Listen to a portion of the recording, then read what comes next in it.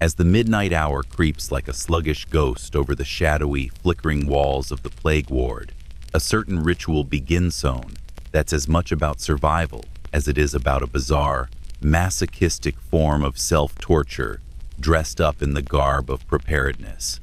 Imagine, if you will, slipping into your outfit of doom, a costume that's part beekeeper, part medieval nightmare, and entirely suffocating. It's that eerie, silent moment when the only sounds are the faint shuffles of damp linen, the distant coughs from other beds, and your own ragged, wheezing breath echoing inside a mask that feels more like a medieval torture device than a piece of protective gear. First, you wake up probably on a hard, lumpy cot that's seen better days, though let's be honest, it probably never saw anything better. The surface beneath you is stiff, uneven, and encrusted with the ghost of past sufferers' sweat and the dust of centuries.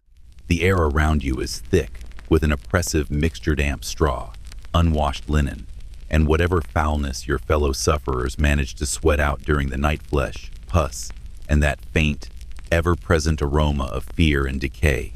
It's a smell that clings to the fabric of your garments, transforming the act of waking into a slow, almost ritualistic acknowledgement of your grim, unchanging reality.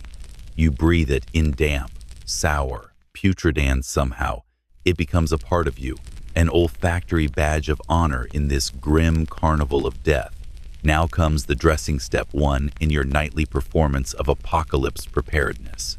You reach for your linen shift, a rough, coarse fabric that's more scratch than comfort, and slip into it with all the familiarity of someone donning armor for a battle they know they're destined to lose. Beneath that, you might find a layer of wool, or if you're lucky or unlucky, a patchwork of scraps stitched together by desperate hands, each piece more stained and threadbare than the last. Every piece of clothing is a patchwork of necessity and disgust, designed to shield you from the worst of the airborne horrors, yet inevitably trapping the foul odors and bacteria in a perpetually damp embrace. It's like wrapping yourself in a second skin made of regrets and dirt, a fabric that whispers tales of neglect and neglect's evil twin, infection. Next, the gloves. The gloves, thick, leather, or sometimes just more linen, soaked in whatever foul concoction the hospital staff thought would keep the germs at bay. They're stiff, unyielding, and make the simplest task of scratching an itch feel like a labor worthy of a saint or a sinner. You can't feel much through them, which is both a blessing and a curse. You're protected from the worst, but you also lose tactile sense, making you more of a puppet than a person. You're a puppet in a grotesque play, performing daily rituals that are part hygiene, part ritual sacrifice. You grasp your tools with trembling fingers, fumbling in the dark, knowing that a single slip could mean contamination or worsey moment of vulnerability that the disease eagerly waits to exploit. Then comes the masca, the pièce de résistance, the crowning glory of this macabre costume. The iconic beaked mask, filled with aromatic herbs, spices, and whatever else the doctor's quack science deemed effective: cilantro, rosemary, dried flowers, maybe even dried lavender, or crushed sage stuffed into the beak to ward off the worst of the pestilence. To modern sensibilities, it looks absurd, like a bird's beak glued onto your face, but to the plague doctor, it was a sacred talisman against death. The herbs were supposed to filter out the miasma, that invisible cloud of doom, smell of decay, and spiritual malaise.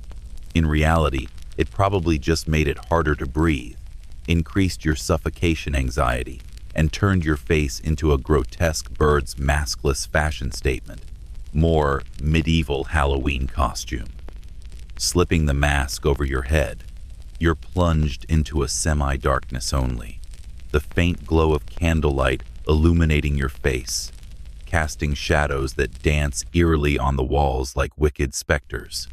The smell hits you anew, a pungent, suffocating mix of dried herbs, sweat, mold, and the faint metallic tang of blood and pus. It's not exactly a bouquet, but it's what you've got. The mask seals around your face, and suddenly the world becomes muffled, claustrophobic, a tiny universe of fabric and scent that presses inward. The beak, stuffed with medicinal herbs, is supposed to keep the bad air at bay, but mostly it just makes you look like a bird of Dethan avian harbinger of doom that's been decapitated and stuffed with potpourri. Beneath the mask, your eyes peer out into the darkness, small, wary, alert to any sign of movement or distress. Your hands, clad in thick gloves that feel like oven mitts, fumble to tighten the straps or adjust the layers, another ritual of preparation, as if tightening your armor will somehow fortify you against the unseen horrors lurking just beyond the candle's flickering glow. Every breath you take is muffled, shallow, as if inhaling through a cloth soaked in centuries of pestilence. You wonder if, in some twisted way, the mask becomes a part of you, another layer of identity, a bizarre costume for the nightly performance of survival. And yet, amidst all this discomfort, there's a strange sense of calm. Perhaps it's the ritual, the familiar routine that signals you are ready, or as ready as you can be. Because in this world, ready means accepting that you're dressed for the apocalypse, wearing a costume that's more about psychological armor than physical protection. You're a walking, breathing paradox, protected by fabric and herbs, yet vulnerable to the unseen, unstoppable force of disease and despair. The act of dressing itself becomes a quiet rebellion, and assertion that, despite the filth, despite the fear, you're still human, still fighting back against the chaos with whatever tools you have left. Once dressed, the plague doctor moves into the next phase, checking supplies, tending to the sick, applying poultice, each task performed with a mix of practiced efficiency and muted dread. The flickering candle casts long shadows, transforming your routine into a slow, hypnotic dance of survival. Each movement is deliberate, steady, like a ritual performed in the dark, a dance with death itself. But for the moment, in this midnight wardrobe, you are simply a figure cloaked in the ritual of survival, a bird of death with a beak filled with fragrant herbs, ready to face whatever darkness the night might hold. And as you settle into your post, perhaps with a worn, cracked lantern flickering nearby, you realize that this nightly ritual is more than just dressing for the day. It's a quiet act of rebellion against the chaosan act of defiance that, for a fleeting moment, lets you pretend that perhaps, just perhaps, the next dawn will bring something different, or at least a little less horrible. Sleep comes slowly, muffled by fabric, scented with herbs, and tinged with the faint, fragile hope that maybe, tomorrow, the world will still be turning, though you're not entirely convinced that's a good thing. When the first rays of dawn creep hesitantly over the battered rooftops of a medieval town, or perhaps a Victorian slum, the plague doctor's day begins, not with a grand breakfast banquet, nor with the refined ritual of eggs and toast, but with a far more modest, far more desperate affair. Breakfast? Oh yes. But in this grim tableau, it's less a meal and more a ritual of survival. A whispered promise to the stomach that yes, it will be fed eventually, and perhaps, just perhaps, that food will stave off the gnawing ache of hunger until nightfall. In these dark corners of history, breakfast was less about choice and more about availability, and elusive commodity, sandwiched between the relentless march of pestilence and the unyielding demands of survival. Imagine yourself, a plague doctor, waking in a damp, cold room filled with the scent of mold, damp stone, and something far less definable, perhaps, the faint, sickly aroma of spilled wine, or the lingering stench of unwashed linen. Your bed is a straw-stuffed pallet, lumpy and hard, unlikely to cradle dreams, but perfect for the exhaustion that comes from a night of restless, plague-fueled anxiety. Your first task, often, was to face the reality of what's on hand. No neatly packaged breakfast here, no steaming bread or fresh fruit. Instead, you might find a crust of stale bread, perhaps a bit of cheese, or a handful of dried beans if luck was on your side. The concept of breakfast as a mindful ritual, a moment of pause and pleasure, would be laughable here. No, your meal is a mere nod to sustenance, a meager offering pulled from the depths of scarcity and hardship. Maybe a splash of cold water, if you're lucky enough to have some, or a sip of weak herbal infusion if you could scavenge or barter for it becomes your morning prayer. And even that, more often than not, is a fragile luxury. And what about the rats? Ah, the rats. The uninvited, ever-present guests in this grim tableau. They eat first. Always. Their tiny paws skitter across your rudimentary table, their beady eyes glinting with a mix of curiosity and contempt. They are the true masters of this early morning ritual, gnawing at the remnants of last night's meal, scurrying over your shoes, claiming the crumbs with reckless abandon. To them, the concept of breakfast is a feast, a banquet, a decadent spread of moldy bread and questionable cheese. Your meal is a fragile thing, half devoured by vermin, before you even get a chance to lift it to your lips. Sometimes, a rat's tiny claw will snatch the last crumb right out of your hand, as if mocking your feeble attempt at sustenance. Because in these times, hygiene was a distant dream, and food safety was a concept as alien as clean drinking water. The plague doctor's diet was a reflection of this chaos. What little was available, often contaminated, and always risky. A morsel of bread, perhaps, and if you were lucky, some dried herbs or a splash of wine, though the latter was more for numbing the senses than for nourishment. Fresh produce? Forget it. Fruit? Only if it was rotten enough to be considered a delicacy. And meat? Well, unless you hunted a rat yourself, which some did, or scavenged from the scraps of a butcher's alley, it was a rare luxury. The idea of proper hygienic food was laughable. Instead, you subsisted on whatever could be scavenged, stolen, or begged moldy, dried, or otherwise unrecognizable. Let's not romanticize too much. The reality is that breakfast was often a grim affair, a ritual of necessity rather than pleasure. Imagine sitting in a dimly lit corner of your damp dwelling, the faint glow of dawn filtering through small, grimy windows, while your stomach growls in Protestant insistent, gnawing reminder that survival takes precedence over comfort.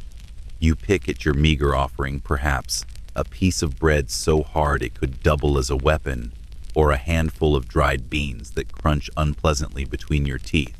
The rats, ever the opportunists, are already sampling their share, their tiny claws tearing into the bread as if they owned the place. Sometimes, in the bleakest of times, a small miracle might occur.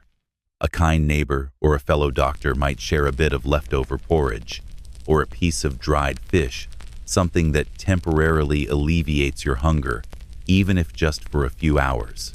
These moments, rare as they are, become legends whispered among the plague-ridden streets, a reminder that even in the depths of despair, human kindness flickers like a dying candle. But more often than not, your breakfast is a solitary affair, punctuated by the squeaks of rats and the distant sounds of coughing, despair, and the relentless march of death. In the Victorian era, things shifted slightly. The food supply became marginally more available, even if still grim. Breakfast might include a thin slice of bread, smeared with lard or jammy if you could find it, and perhaps a cup of weak, tepid tea, brewed with whatever herbs or leaves you could scavenge. But the underlying truth remained. Food was a luxury, and feeding oneself was a constant act of negotiation against the chaos of plague, filth, and social neglect. The Victorian poor, especially, learned to turn every scrap into a treasure, and breakfast, if it could be called, that became a ritual of rationing, of making do with less, of turning what little they had into a fragile shield against the day. And the hygiene? Well, hygiene was a joke, a cruel joke played by reality. Washing hands, soap, clean water, those were luxuries reserved for the wealthy, or at least the somewhat cleaner classes. For the plague doctor, it was a matter of survival if you could find water that wasn't tainted or stagnant, which was rare. The concept of washing your face or hands before eating was more a superstition than a routine. Instead, it was a quick, desperate wipe with a rag or a splash of rainwater if rain was falling, which it often was, before grabbing whatever scant morsel was available. Sometimes, the water was so contaminated that rinsing your hands was more likely to make you sicker, but desperation doesn't ask questions. And so, breakfast in the plague doctor's world is a paradox, a daily ritual of half-starvation, contaminated food, and rat-infested crumbs. It's a ritual that echoes the broader tragedy of the era human resilience amid overwhelming decay. The feast of a noble, the breakfast of champions, was a distant dream here. Here, survival is the only goal, and that means taking whatever the rats leave behind, whatever the town's garbage heap offers, and making do.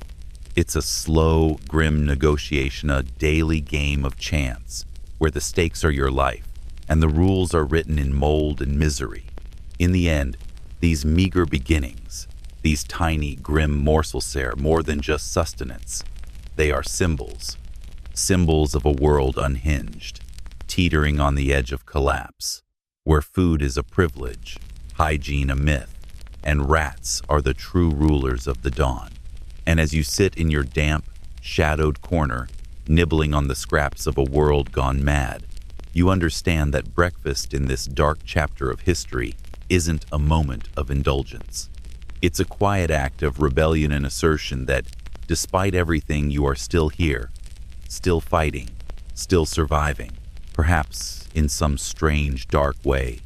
That's enough to get you through another day of plague, despair, and the ever-present threat of death.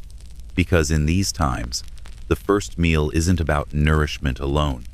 It's about holding on by a thread, a crust, a crumb, or a rat's sneaky paw.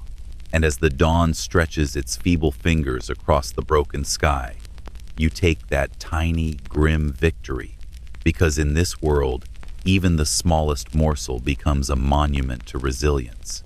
Imagine you've just rolled out of a straw-filled bed, your bones creaking like ancient ships pounding against a foggy shoreline, and the first thing you see is a mere reef. You're lucky enough to have one that isn't cracked or smeared with the remnants of last night's meager supper.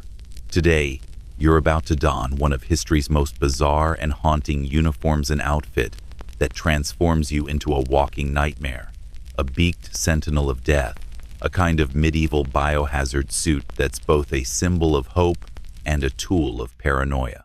Welcome to the world of the plague doctor's mask, the myth, the misbegotten misery of suiting up in beaked paranoia. First, let's talk about that mask, the pièce de résistance of medieval medical fashion, and also perhaps its most misunderstood. It looks like something borrowed from a bird, watcher's nightmare, or a Victorian-era cosplay gone wrong. The beak, usually made of leather or carved wood, stretches out ahead of your face like a grotesque, elongated nose, designed not just to scare small children, but to serve a very specific, very peculiar purpose.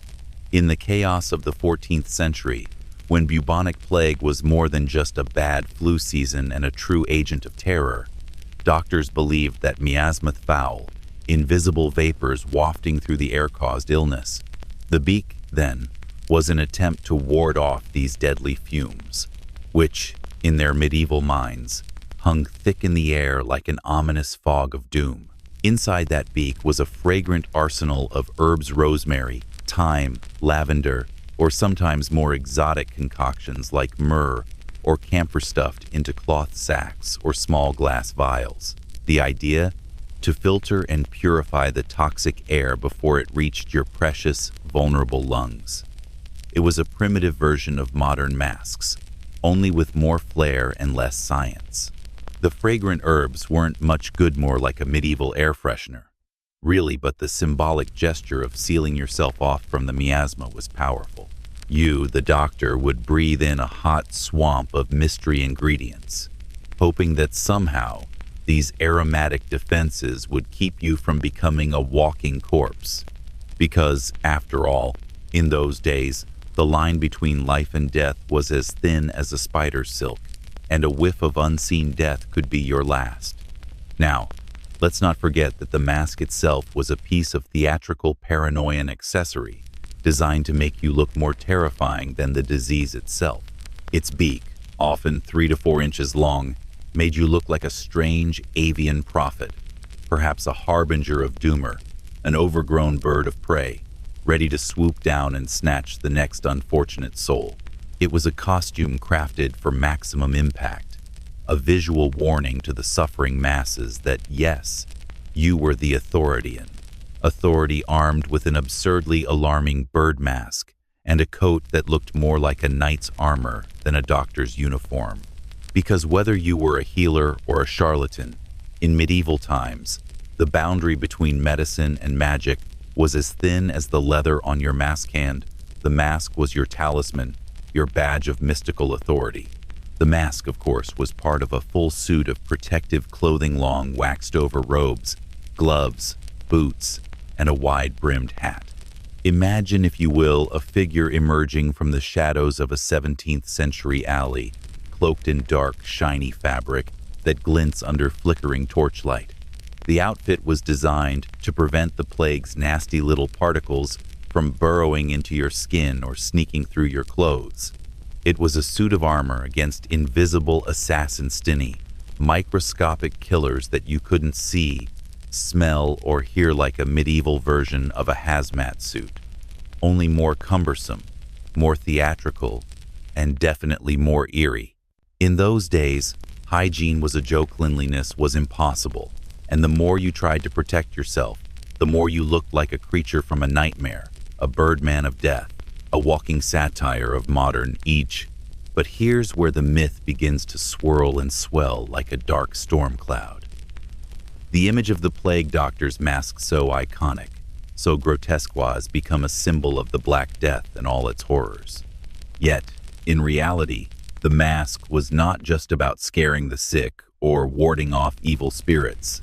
It was the result of a strange blend of science, superstition, and a dash of theatrical flair. The beak was, in essence, a bizarre form of psychological warfare, an outward sign that the wearer was prepared, that they had some kind of mystical barrier against the chaos outside. It was a costume of control, a mask of mastery, in a world that seemed to have lost all sense of order and reason. It was less about protecting the doctor and more about reassuring the public. See? Look at this bird-faced miracle worker. I've got the herbs, the armor, the authority. I am the shield between you and the end. Now, let's consider the practicalities or lack thereof. You'd wake up, stumble into your outfit, and carefully don each piece, the stiff leather mask fitting snugly over your head like a bird's beak. You'd tighten the straps, ensuring the mask was sealed tight so that no sneaky plague spores could slip in, because the tiniest gap was a potential death trap. The gloves, usually made of thick waxed fabric or leather, designed to keep your hands from coming into contact with contaminated surfaces, because, of course, touching a corpse or a rat or a pile of filth was a guaranteed way to get infected, and medieval doctors, for all their quirks, knew that much. The boots, tall and sturdy, because walking through the filth-ridden streets of medieval cities was like wading through a cesspool of misery, where feces, rotting garbage, and rats the size of small dogs were all part of the daily landscape.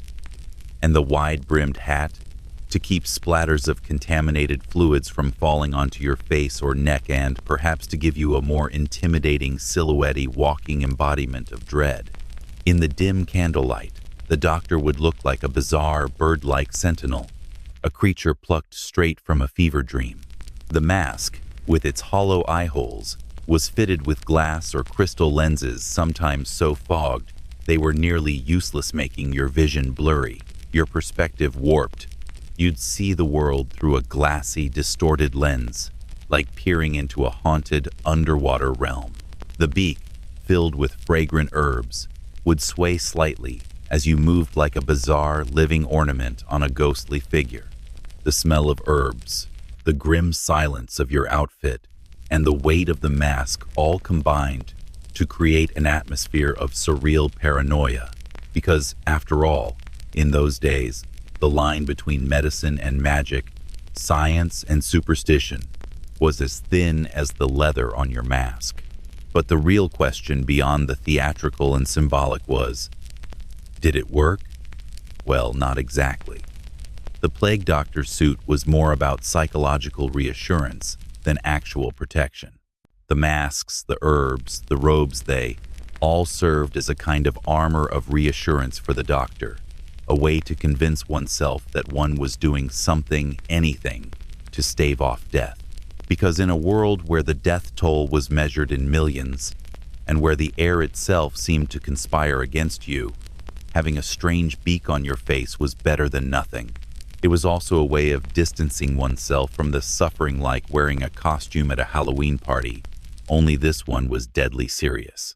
And so, in the end, the beaked paranoia was a strange blend of fear, superstition, and a desperate attempt at control.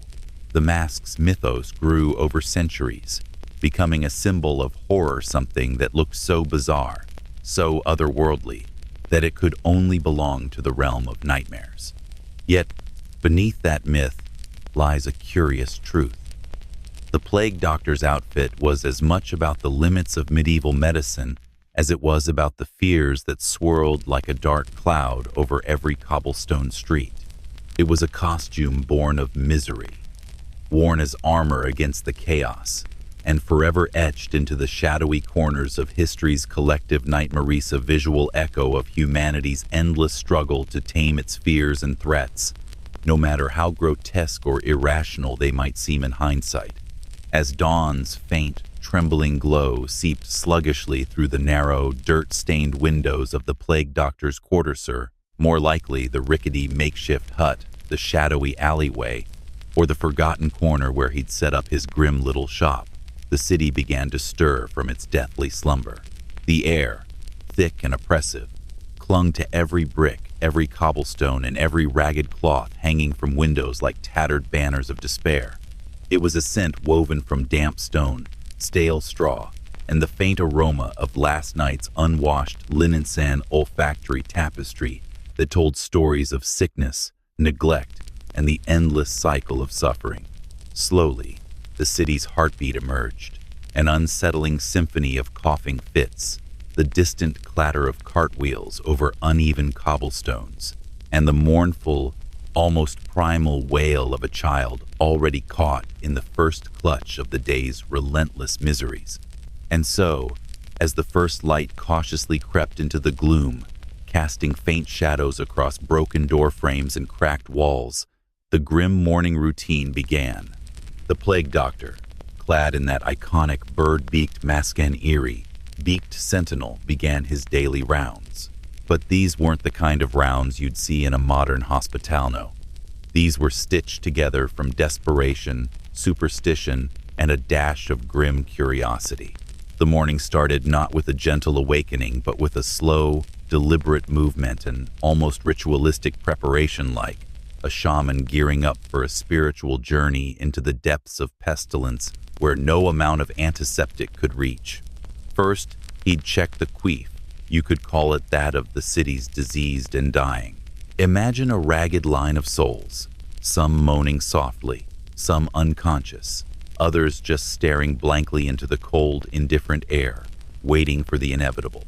It was a tableau of human fragility painted in shades of despair. The doctor's eyes, behind the glassy lenses of his mask, flicked over them with a detached curiosity, as if cataloging a bizarre living museum. These were the walking dead-iach, one a testament to humanity's vulnerability, or perhaps its foolishness, an endless parade of fragile vessels teetering on the edge of oblivion. The doctor's task was not to cure, but to count, to document, and to decide who was still worth the effort of treatment, if any. As he moved through this grim tableau, he'd take note of the count how many had fallen overnight, The corpse tally was an ongoing, relentless scoreboard that grew with each passing hour. Sometimes, it was a handful, a mere blip on the grim radar. Other times, it was enough to make your stomach churn just to watch the numbers rise. The counting was a ritual as familiar as the morning prayer, only instead of divine mercy, it was a silent tally of despair.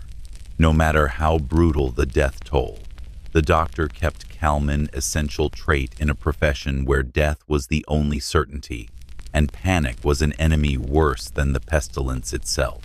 Meanwhile, the streets themselves, those narrow, winding labyrinths of mud and broken stone, began to hum with activity, though it was a strange, almost morose sort of busyness. Vendors arrived with their questionable wares, mostly unidentifiable, questionable, and probably contaminated, selling everything from stale, half-moldy bread to dubious herbal remedies that looked like they had been brewed in a cauldron of mystery ingredients. The blacksmith's hammer echoed faintly in the background, forging tools perhaps more suited for death than for life, sickles, shovels, or perhaps the odd set of tongs for handling the unmentionable. Street musicians played haunting tunes on flutes made from animal bones, their notes drifting through the fog like a mournful lullaby. The city's soundtrack was a mournful, droning melodia blend of suffering, hope, and resignation, all woven into a dark, hypnotic fabric that refused to let you forget the relentless march of death. Amidst this chaos, the plague doctor's gaze occasionally flicked upward, scanning the sky for signs of weather, because in these dark, cursed times, even the sky seemed to conspire against you. No sunblock, no Hatzenless. Of course, you'd fashioned one out of straw like a desperate scarecrow, which was a common sight, an ineffective barrier against both the sun's burning rays and the invisible, deadly spores that drifted through the air like malevolent ghosts. The doctor's long coat, usually black or dark brown, was already streaked with dirt, sweat, and what looked like something unidentifiable, probably a mix of soot, blood, and the unwashed sweat of countless patients. His gloves, if he wore them, were probably stretched thin, patched up with whatever scrap fabric he could scavenge from the refuse of the city, a patchwork armor against the invisible enemy. Every so often, he'd stop at a makeshift table, perhaps, a battered wooden plank laid across a barrel or a pile of stone sand, begin the grim task of counting the dead. The ritual was oddly methodical, almost meditative in its quiet despair. He'd take a small piece of chalk, or perhaps a smudge of charcoal, and mark tally lines on a scrap of parchment, a piece of scrap leather, or even the side of a broken barrel. Each mark represented a life story, abruptly ended each one, a reminder of how fragile and fleeting human existence was under the relentless grip of pestilence. Sometimes he'd scribble notice symptoms observed, the progression of the disease, peculiarities that might someday help unravel the mystery of this ancient killer. But the real, truly unsettling part was the corpse counting, an ongoing procession of death, a parade of the fallen, each one a silent witness to the merciless power of the pestilence. Sometimes, the bodies were simply left lying in the street, a grisly reminder of how little control humans had over the invisible enemy. They lay covered in rags, or just left exposed to the elements, limbs splayed at unnatural angles, eyes staring into nothingness, as if pleading for a mercy that would never come. The smell, a potent, nauseating cocktail of decay, rotting flesh, and the unwashed exhalations of the living hung thick in the air, forcing even the most stoic of onlookers to turn away or gag softly. It was a smell that clung to the soul, seeping into your nostrils and making you question whether life had ever truly been sweet or simply a fleeting illusion of normalcy. In the midst of this morbid rhythm, the doctor might pause to examine a body or two, poking at swollen limbs, inspecting the pustules that dotted the skin like grotesque constellations, or listening for faint signs of life. Sometimes he'd mutter a prayer, though, whether for the soul of the departed or as a ritual to ward off infection, no one could say. The act of counting wasn't just about keeping track. It was a grim acknowledgement that these lives had been snuffed out, each one a silent scream swallowed by the black maw of pestilence. That these deaths were indiscriminate peasants, nobles, children, elders did little to soften the cold reality. No one was safe. The pestilence spared no one. As the morning wore on, the streets grew busier, still the number of dead increasing steadily, the tally rising like an unwelcome scoreboard that no one dared to ignore. The plague doctor, ever the observer, moved from one scene of suffering to another, like a dark, silent sentinel almost hypnotized by the slow, inevitable march of mortality.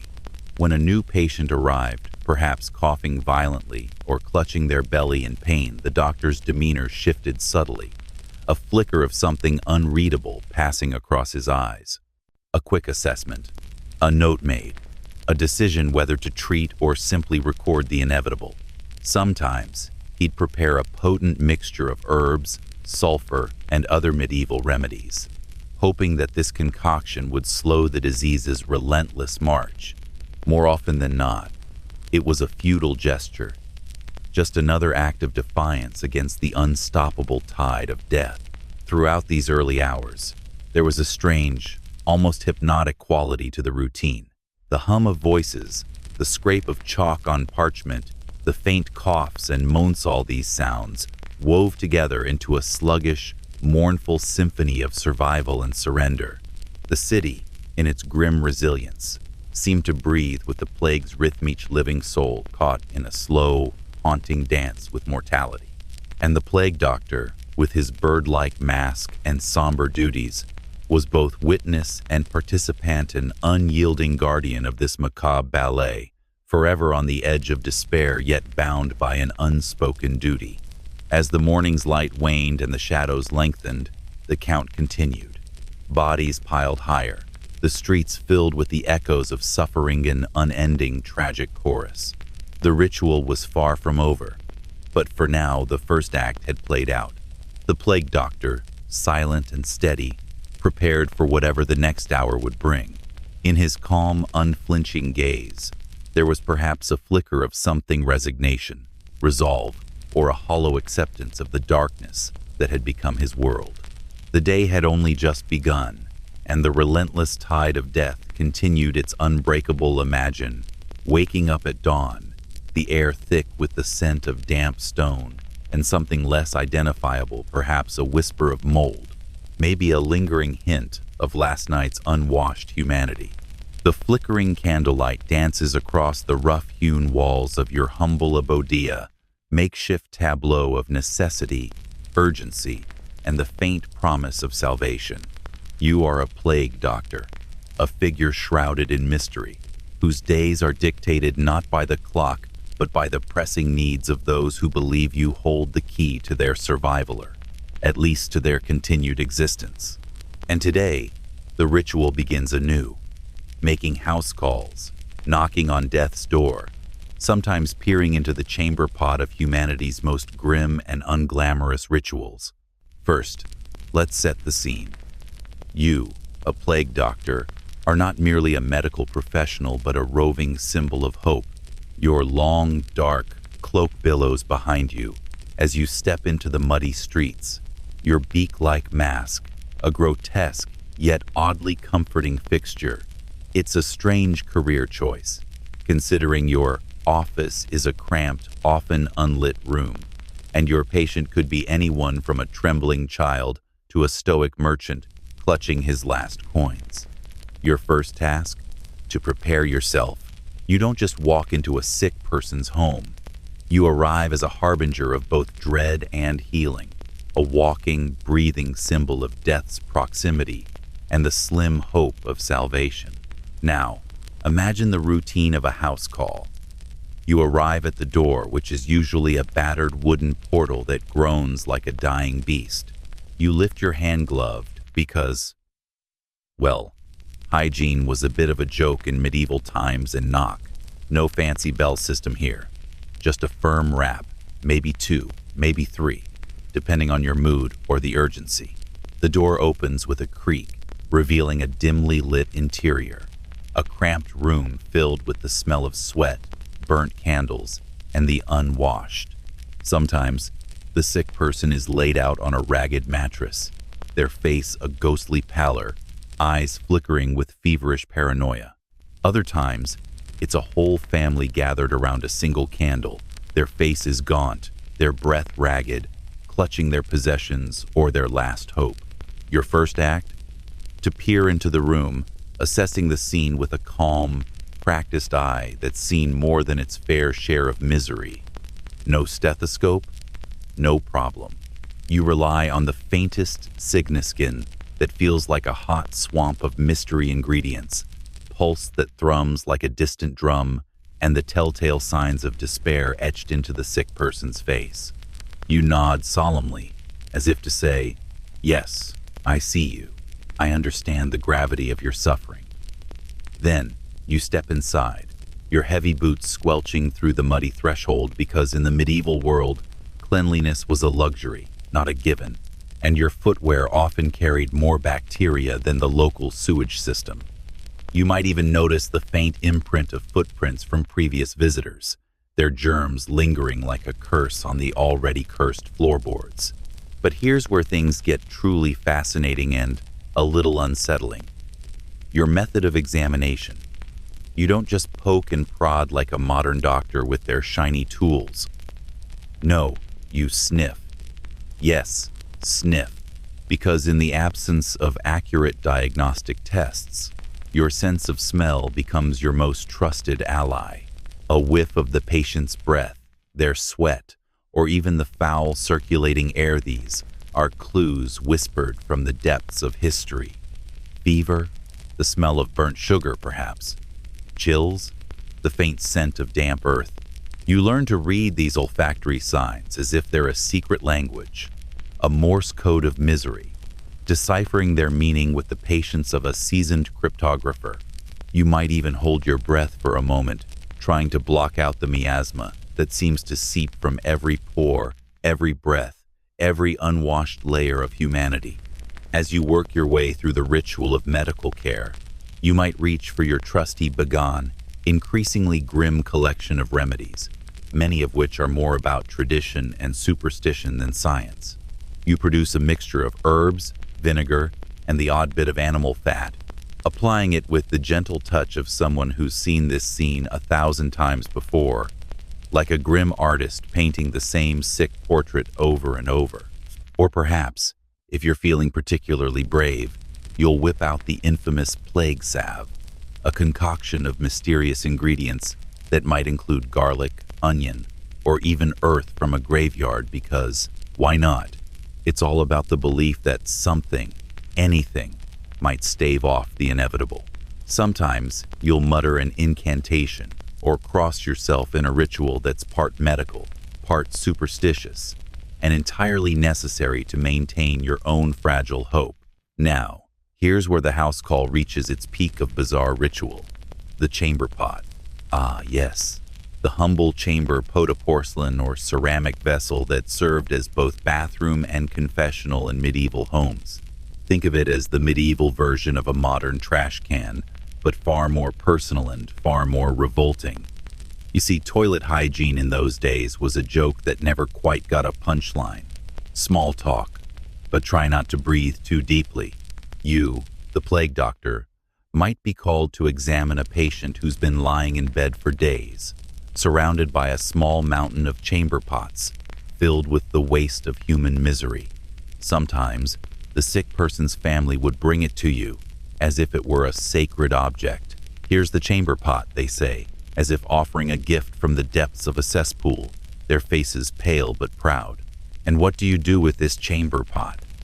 Well, you look at it, of course, not just to gauge the level of waste, though, that's part of it, but to read the clues. The color, the smell, the consistency, these are all signs from the body, the silent language of illness. Sometimes the patient's family will show you the contents, hoping you can decipher whether the fever is breaking or the patient is slipping further into the abyss. You might even have to delicately scoop out a sample, using a cloth or a spoon to examine it more closely. This is no task for the squeamish. It's a grim ritual that combines science, superstition, and a healthy dose of medieval horror. The smell alone could knock you back, and yet you learn to endure it as part of the job because, in a way, it's the body's final scream of distress. Now, let's talk hygiene because, clearly, it's a subject that never quite made it onto the medieval to-do list. Your gloves, made of leather or thickened cloth, often reused until they fell apart or were eaten by mice. Your mask, a beak-shaped contraption stuffed with aromatic herbs, so essentially a medieval version of a fast food chef's hairnet with a dash of herbal potpourri. You breathe through it, hoping that the dried roses and mint leaves will filter out the stench of death and decay. But the truth is, you're just as likely to be inhaling a toxic cloud of infection, because in those days, germ theory was just a gleam in someone's fevered imagination, if it even existed at all. The herbs might mask the smell, but they don't stop the bacteria from creeping into your lungs, or your bloodstream, or your brain. Of course, the most surreal part of house calls? The aftermath. After you've examined the patient, perhaps given a dose of your miraculous potion, and peered into the chamber pot for clues, you prepare to leave often with a sense of resignation, knowing that your visit might be the last chance the patient has. You wipe your hands on your cloak, which is more dirt than fabric, and make your way back into the street, where the next call awaits. The cycle repeats day after day, house after house each, visit a bizarre blend of medical ritual, superstition, and the unyielding grip of medieval ignorance. Your footsteps echo through the narrow alleyways, blending the scent of damp earth with the distant sound of crying children, the clatter of carts, and the ever-present chorus of despair.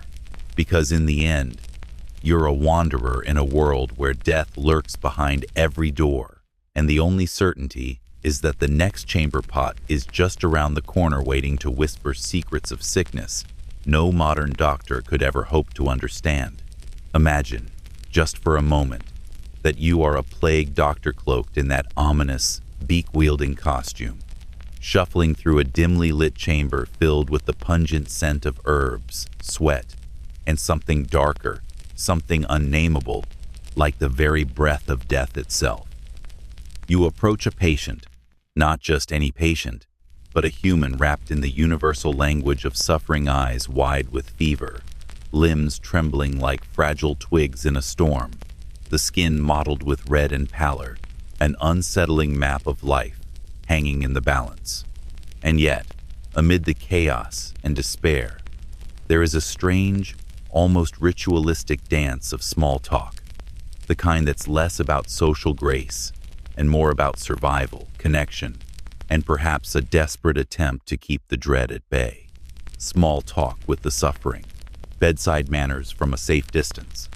It's an odd, almost surreal art more about body language and tone than words themselves, because after all, your voice is muffled behind that beaked mask, a strange contraption that distorts your face into a grotesque, beaked caricature of kindness, muffling your words and giving your speech an eerie, echoing quality, like whispering from the depths of a crypt. You lean in careful, cautious, as if approaching a wild animal. Your gloved hand may be resting lightly on the patient's feverish brow, feeling the unnatural heat radiating from their skin, while your eyes convey more than words ever could. The sick person's gaze is a mixture of fear, hope, and the faintest flicker of curiosity, perhaps wondering if this bizarre masked figure is a healer or just another agent of chaos, come to claim their last moments. You speak softly, a low murmur, because loud noises could just escalate the panic, like a crack in a fragile ice sheet. Words? Well, they're often unnecessary. Often, it's the tone, the gentle tilt of the head, the slow, deliberate movements that matter more, those subtle cues that say, I see you, you're still human, even if your face is a mess of pustules and despair. Are you comfortable? You ask, though comfort is a relative concept, especially when comfort involves a bed of straw, a battered wooden bucket for vomit or other unspeakable fluids, and the constant, droning hum of despair echoing through the room like a mournful lullaby. The patient might nod weakly, or perhaps just blink in response either way. Your job isn't to entertain or to console in modern-day terms. It's to acknowledge their humanity, however fragile it might be, and to do so with a veneer of calm that's almost more for your own sanity than theirs. Because in these grim circumstances, the smallest human contact, though ever distantly mediated, becomes an act of defiance against the overwhelming tide of death. You might then ask about their symptoms, though the questions are blunt, almost clinical, because in these times, empathy is a luxury few can afford. Fever, cough, headache, the words are spare, delivered with a tone that's more of a ritual than genuine concern. Though perhaps, deep down, you care more than you dare admit. Or maybe you're just following a scripted unspoken protocol to keep the chaos at bay and to maintain your own fragile sense of order. Because, in the world of plague, etiquette is survival, though it's a strange, twisted etiquette, where the usual pleasantries are replaced by a grim acknowledgement of mortality, as if politeness itself is a form of armor. There's an awkward pause. The patient's breath is shallow, their skin a mottled, uneven tapestry of redness, pallor, and sweat. You observe, not just with your eyes, but with the patience of someone who has seen death in many forms, sometimes quick, sometimes slow, always relentless. You might gently prod their limbs, checking for warmth, because despite all the herbs, charms, and quack remedies, the body's temperature remains the true barometer of life or death. You're sweating, you say softly, because it's true, and because sweating in a plague-ridden room is almost a sign of hope, signaling that the fever is doing its job, cooking the invisible invaders within, like a gruesome kitchen with no chef and no culinary standards. Sometimes, small talk involves a strange, almost theatrical attempt at comfort and odd tradition of distraction amid the chaos. You might comment on the weather or the latest news from the streets outside, though. In truth, there's little news beyond the endless march of death. The rain's heavy today, you might say, your voice barely above a whisper, hoping that the patient's mind latches onto something mundane rather than the horror lurking just beneath the surface. It's a game of deflection, distracting from the pain, the dread, the inevitable, like trying to keep a sinking ship afloat with a handful of rotting rags. And then there are the peculiar ritualistic gestures that serve as social glue in a world falling apart. A clumsy pat on the shoulder, a murmured reassurance that's more about your own need for reassurance than their sane instinctive act of human fragility. You'll be fine, you might say. Though you know better, the words are hollow, like a prayer whispered into a storm. Sometimes, you recount a story, an old wives' tale about herbs that grow in distant lands, or a prayer whispered in a language no one understands anymore. These stories, these rituals are your way of saying, I see you. I acknowledge your suffering, and I too am trapped in this web of chaos, just like you. Of course, the real challenge is maintaining that delicate veneer of politeness, because in the presence of suffering, politeness becomes a form of armor, a shield against the overwhelming tide of despair. Your mask, that beak-like contraption, muffles your voice, making your words sound distant, like echoes from a forgotten crypt. Small talk becomes a quiet rebellion, an act of defiance against the silence of death. Because if you can keep the patient talking, keep their mind away from the idea that they're already teetering on the edge of oblivion, perhaps you're doing your job. Perhaps you're clinging to some thread of humanity, however frayed, in a world unraveling at the seams. Yet beneath this veneer of civility lies an undercurrent of grim reality. The plague doctor's role isn't to fix or cure, no. That's a fool's hope. It's to witness, to record, to be present, to be the silent witness to the slow, relentless march of death. Small talk is just the lullaby in this dark symphonia, fragile attempt to pretend that life, however fleeting, still matters. Because, in the end, what else can you do? Flimsy words, gentle touches, and a well-timed joke are all you have to offer, and even those sometimes fall flat against the overwhelming silence of mortality. You might notice a flicker of a smile if the patient is strong enough to acknowledge your effort. Or perhaps they simply blink, eyes glazing over with the weight of fever and fear. Either way, you retreat, bowing your head slightly, retreating into your role of distant comforter, knowing that your small talk isn't about connection so much as it is about keeping the other person tethered just a little longer to the fragile thread of life. And then, as you step back into the shadows, you wonder whether your words mattered at all, or whether they were just an illusion, a fragile comfort for both of you in this dark, oppressive room. Because in the end, the plague's true power isn't just in the fever or the pustules or the cough, it's in the quiet, unspoken understanding that everyone, even the hero in the beaked mask, is helpless against the unstoppable tide of death. Small talk with the suffering, then, is a dance of masks and murmurs, of fleeting human moments amid the relentless march of decay. It's the silent acknowledgement that, even in the face of horror, some part of us still clings to the hope that, perhaps, just perhaps, a kind word, a gentle gesture, might tip the scales if only for a moment. Imagine, if you will, the dim, flickering light of a candle casting long, flickering shadows across a cramped wooden chamber. The air hangs thick with the smell of herbs burnt to mask the stench of unwashed bodies, damp wool, and something far darker, a faint, metallic tang that lingers like an unwelcome guest. This is the workspace of a medieval plague doctor, a figure shrouded in mystery, draped in a beaked mask that looks like a bird of prey ready to snatch up despair.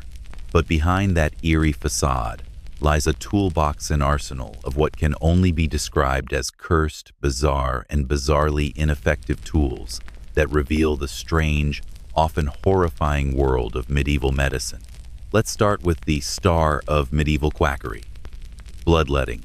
Oh, yes, the practice that turned into a national sport for centuries, like a twisted version of a blood-themed game show. The idea? Your body's health depends on the delicate balance of humer's blood, phlegm, black bile, and yellow bile. When one of these humors was deemed out of whack, the cure was to drain some of your vital fluid, preferably until you looked like a half-deflated balloon. The instrument of choice?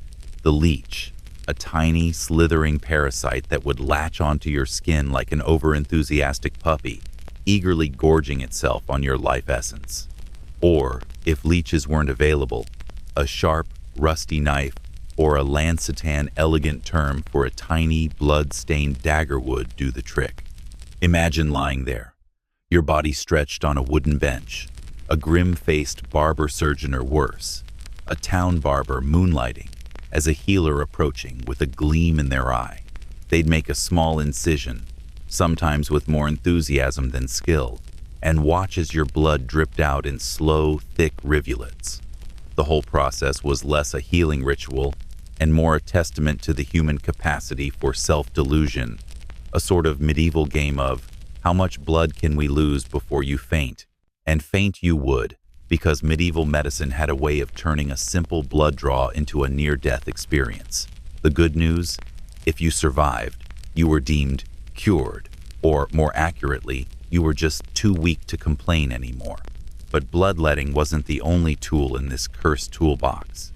No, because medieval doctors also believed that boils, pustules, and skin eruptions were signs of internal imbalance, more humors gone awry, so they had to be drained, squeezed, or pricked with whatever sharp object was at hand. The boils that popped up during the Black Death, they weren't just symptoms, they were opportunities. Doctors would burst them open with a lancet, sometimes with such force that the pus would spray like a grotesque fountain, hoping that releasing the infection would somehow restore harmony within your body. Of course, it often didn't. It just spread the infection faster, like adding gasoline to a flame, or worse, like tossing a lit match into a barrel of rotten eggs.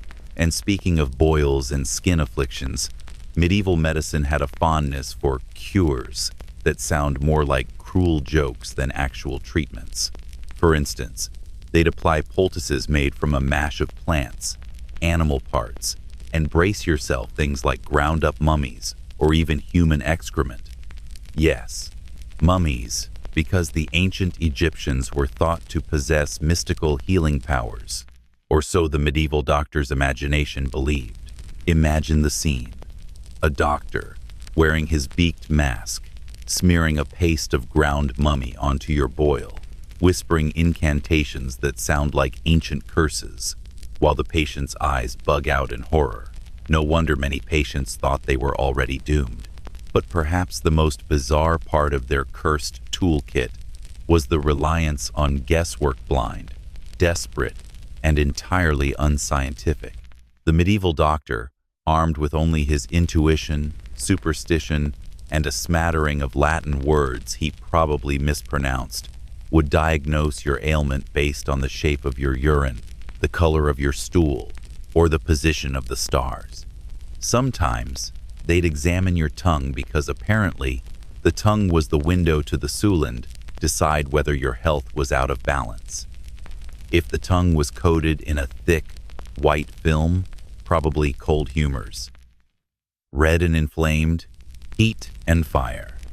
The diagnosis was as much about astrology as it was about anatomy, and the treatment often involved bizarre rituals, charms, or the application of mysterious potions concocted from ingredients that would make modern herbalists shudder. Now, here's where it gets truly absurd. Medieval doctors often prescribed cures involving blind guesses, astrology, and a dollop of faith. They'd consult an almanac, which was essentially a medieval weather forecast with a dash of astrology, and then decide whether you needed a bloodletting, a purgative, or some form of exorcism. Sometimes, they'd just wave a hand dismissively and recommend a good old-fashioned pilgrimage or prayer, because in their minds, the divine was just as good at healing as their cursed, ineffectual tools. And let's not forget the infamous trepanation, a brutal procedure where they'd drill a hole into your scullies, your skull believing that evil spirits or headaches could be released through this crude form of spiritual plumbing. Imagine lying on a wooden table, the whine of a primitive drill, and the doctor's grim face peering down at you, trying to carve a hole large enough to let the bad spirits out. Sometimes, the patient survived. Sometimes, they didn't. Either way, it was a gamble that would make even the most hardened modern neurosurgeon shudder. In this grim, grisly world of medieval medicine, hygiene was often an afterthought, sometimes an outright enemy. The idea that cleanliness might prevent disease was a far-flung concept, lost somewhere in the fog of superstition. Doctors and patients alike would often go about their business covered in filth, with only the faintest notion that dirt might harbor the very microbes they couldn't see. If hygiene was practiced at all, it was usually in the form of smearing foul-smelling ointments or rinsing with bizarre concoctions of vinegar and herbs, hoping to scrub away the evil spirits or humors causing the illness. Sometimes, they'd even resort to bloodletting or purgatives just to cleanse the body of its impurities, an idea as nonsensical as believing that dirt itself was the cause of health. So whether it was the bloodletting that drained your vitality, the boils that were squeezed and pried open with all the tenderness of a butcher, or the hopeless guessing games that passed for diagnosis, medieval medicine was a bizarre, brutal, and often laughable affair. It was a time when science was a stranger, and superstition reigned supreme, a time when a doctor's toolbox looked more like a collection of curses and crude instruments than a means of healing. And yet, it's fascinating to think that, amid all this chaos, these practitioners believed they were doing the best they could, because in a way they were, fighting against ignorance, fear, and the unknown with whatever tools they could muster, no matter how cursed, bizarre, or downright deadly those tools turned out to be. And as you drift into the quiet shadows of history, you realize that their cursed toolbox filled with leeches, boils, ground-up mummies, and blind guesses shaped a world where medicine was more about superstition than science, more about luck than logic. It's a darkly fascinating reminder of how far we've come, and how many dark corners of ignorance we've had to crawl out of to reach the tentative glow of modern medicine. The good news? You're alive. The bad news? So are the fleas. As the sun dips behind the crooked rooftops of the plague-ridden city, casting long, shadowy fingers over the uneven cobblestones, you find yourself settling into a rare moment of pause. The day's chaos patients coughing out their last, the frantic scribbling of scribes, the faint scent of herbs and death fades into a muffled hum. It's time for what the medieval world calls a lunch break, though in truth, it's more of a momentary surrender to the primal rituals of sustenance, despair, and the unyielding march of time. Today's feast? Onion soup, stale bread, and the quiet, creeping weight of existential despair. You sit on a rough wooden bench, already knowing that whatever nourishment you're about to consume will do little to stave off the unrelenting gloom. The bowl before you is a humble ceramic vessel, cracked, chipped, and bearing the scars of countless meals, much like your soul, battered but still hanging on by a thread. The soup inside is a murky, steaming mess of boiling water, infused with whatever onions could be scavenged from the poorest markets or, more likely, left to rot in the alleyways. Its scent is pungent, a pungency that assaults the senses with the familiarity of suffering itself. The onions, those layered, eye-watering bulbs, are the backbone of this medieval cuisine, flavor coming from onions, salt, and pain. Because in this era, flavor was a byproduct of agony, not artistry. The very act of eating was a reminder that pleasure was a luxury reserved for the gods or the dead, both of whom, in this world, seemed equally indifferent. You fish out a piece of stale bread from a rough cloth, the texture more akin to chewing on ancient, dried leather than the fluffy, airy loaves modern palates might demand. This bread once fresh, perhaps, but now a hard, dusty relic serves as both sustenance and a reminder of the brutal economics of the time. Bread that lasts longer than a day, bread that can be carried around in a bag of cloth, bread that can be used to soak up the last bits of onion broth without wasting a single crumb. And waste? Waste was a luxury the indigent could ill afford. To be poor in medieval times was to be perpetually hungry, but also to be a master of resourcefulness, recycling every morsel, every drip, every crumb until the end of your days, or until some rodent or rat decided your fate for you. As you dip the stale bread into the steaming, onion-laden swamp, you notice the subtle, almost poetic futility of it all. The bread absorbs the broth, swelling slightly, still stiff and unyielding like a stubborn soul, refusing to surrender completely. Its texture is a cruel joke. It's soggy, yet still resistant, refusing to dissolve or soften enough to be truly pleasurable. You chew slowly, the flavors of onion and salt fighting for dominance on your palate, while the bitter taste of despair lingers just beneath. It's a meal that feeds the body, yes, but leaves the mind to wander into darker realms, into the farthest corners where hope once resided but has long since been strangled out of existence. Because, of course, this moment of eating is also a moment of reflection and unspoken conversation with mortality. You are a plague doctor, after all. Your days are a blur of death, desperation, and the relentless spread of pestilence. The question that gnaws at your mind, like a rat gnawing on the edges of a crumbling wall, is, what does it all mean? The onions, the stale bread, the endless stream of patients coughing out their final secrets, are they simply ingredients in a cosmic stew of suffering? Or is there some hidden purpose behind it all? You chew slowly, letting the bitter truth settle. In a world so saturated with death, the only certainty is that life itself is a fleeting, fragile thing, wrapped in a stinking cloth of misery. And yet, amidst this bleak banquet, there's a strange comfort. The routine, the predictability of pain, the familiarity of hunger, the shared silence among weary souls. You are not alone in this. Everyone, from the lowest peasant to the highest noble, shares in this unspoken feast of futility. It's a communal act nourishing the body while starving the spirit of hope. The stale bread reminds you that survival is often about making do with what's left, about squeezing every last drop of meaning from a handful of broth and a hunk of ancient bread, no matter how unappetizing it might be. The act of eating becomes a meditative ritual and acknowledgement of the impermanence of all things. Food, like life itself, is transient. Today's onion soup is tomorrow's memory, the stale bread tomorrow's compost. The existential despair is woven into every bite, a background hum that never quite fades away.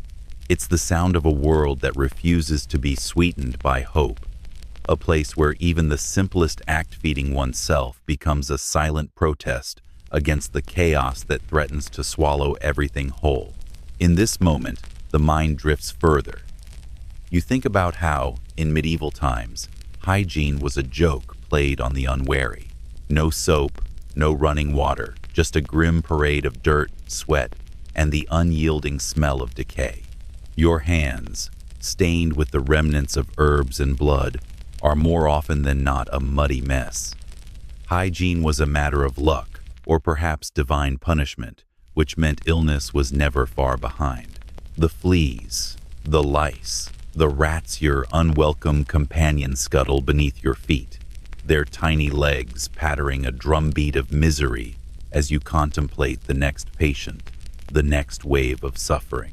Even the act of washing was a ritual of humiliation, an unholy mud bath, if you could afford it, or a quick rinse in a trough filled with questionable water, heated by the sun or the misery of your own sweat.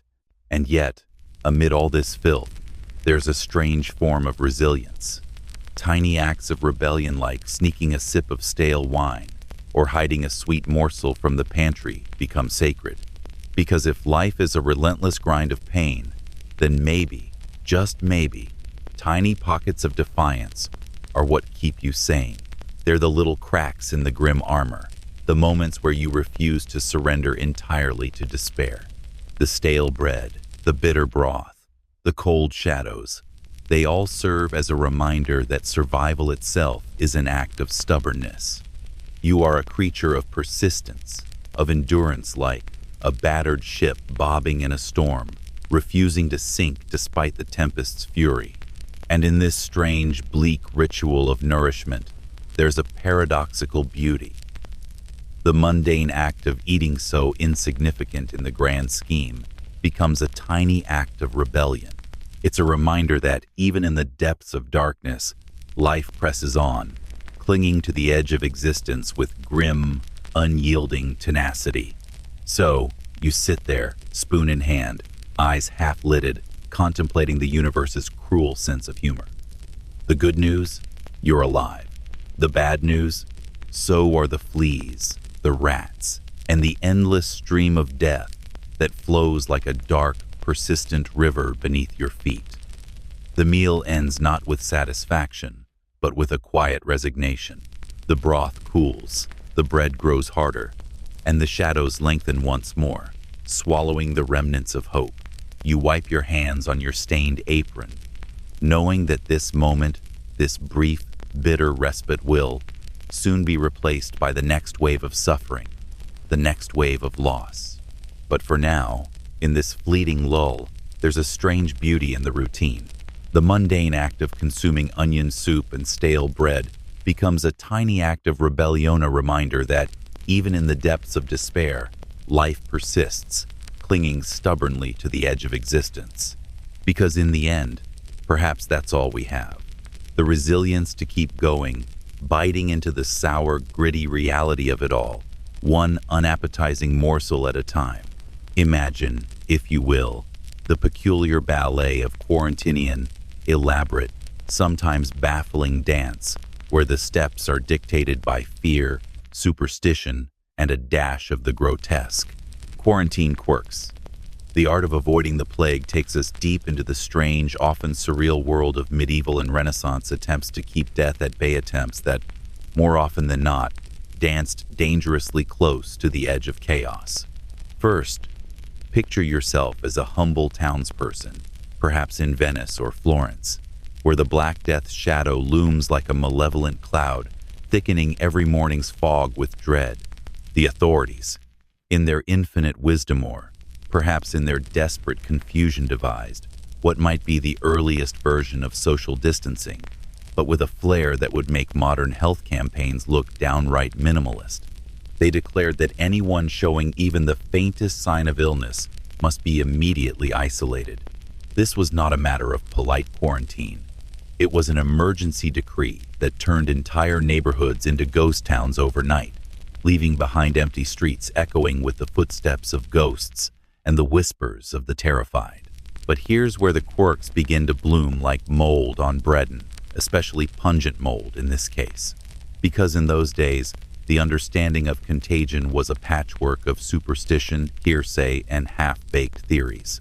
The idea that the disease spread through invisible particlestony, malicious demence, was a relatively new notion, and so the response was often as bizarre as it was brutal. Whole families could be sealed into their homes with no one allowed out, not even to fetch water or relieve themselves because, well, who knew? Perhaps the plague was a punishment from God. Or maybe it was caused by bad air miasma. They called it an invisible fog of foulness that clung to everything, even to the very walls of your cramped, dimly lit chamber. To them, the air itself was a living, breathing death trap, and the only defense was to hold your breath, pray, and hope the wind would blow the cursed vapor away. Now, in the absence of germ theory, quarantine practices often bordered on the theatrical, bordering on the downright ridiculous. Imagine a small city gate where a guard in a coarse, rough-spun tunic stands like a grim sentinel, marking the arrival of ships or travelers with a curious mixture of suspicion and superstition. If someone was suspected of carrying the plague, they were often forced into isolation, sometimes forcibly removed from their homes, their belongings confiscated, and their loved ones kept at a respectful, if not entirely compassionate, distance. Sometimes, entire ships were held in quarantine for 40 days, 40 giorni. Hence the word, though, whether this duration was based on careful observation or just a good, round number is lost to the mists of time. The 40-day rule? An arbitrary number, like a curse cast in numerals, designed to keep the evil at bay but often just prolonging misery. The quarantine stations themselves, those grim, sprawling structures, became little worlds of their own.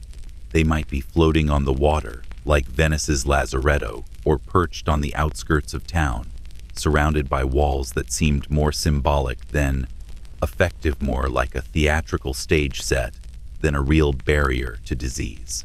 Inside, the quarantine was an odd mix of the mundane and the macabre, sickbeds made of rough wood, buckets for waste, and sometimes, if you were unlucky, a guest who had come to stay a little longer than planned, perhaps forever.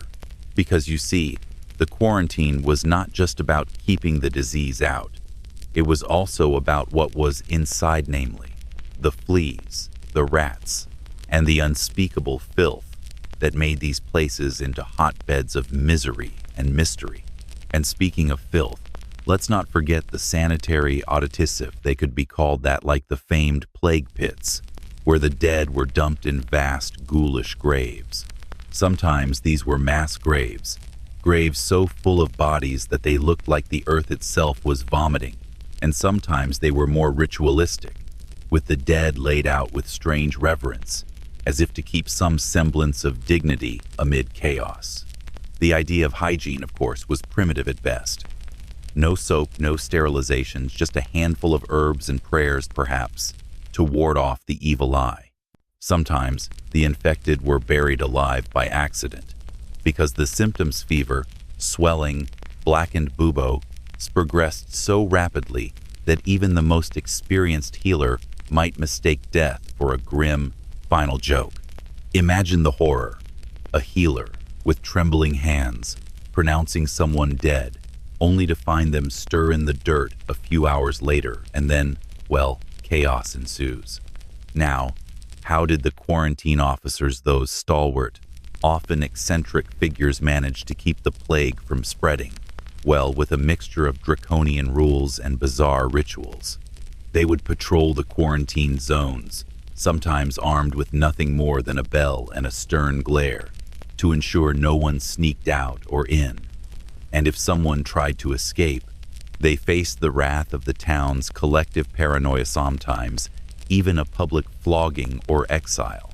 Because in those days, the line between healthcare and punishment was razor thin, and often the punishment was as contagious as the disease itself. A fleeing peasant might be whipped through the streets, or worse, chained and left to rot in some oubliette, because fear was a disease that spread faster than the fleas on a rat's back. But here's where the quirkiest part kicks in: the bizarre, often contradictory advice given to the quarantined. Some recommended hot spices, garlic, and herbs treating the plague like a spicy stew that might scare away the demons. Others believed that wearing masks, stuffed with fragrant herbs or even human hair, could filter the foul air, turning the plague doctor's beaked mask into a walking aromatherapy device. The masks, with their long, curved beaks, were fashioned to hold aromatic substance, rosemary, lavender, or even dried rose petal shopping, that a pleasant enough bouquet could ward off the evil spirits. Because, after all, if you're going to be quarantined, why not make it smell like a garden of the undead? Some doctors even prescribed inhaling vinegar vapors or burning aromatic woods as a cure-all, of which sounds more like a medieval aromatherapy session than a scientific approach. But hey, desperate times call for desperate scents. Speaking of the plague doctor, the quarantine also created a strange theatricality around illness itself. These doctors, clad in their signature beaked masks, became walking symbols of both hope and horror.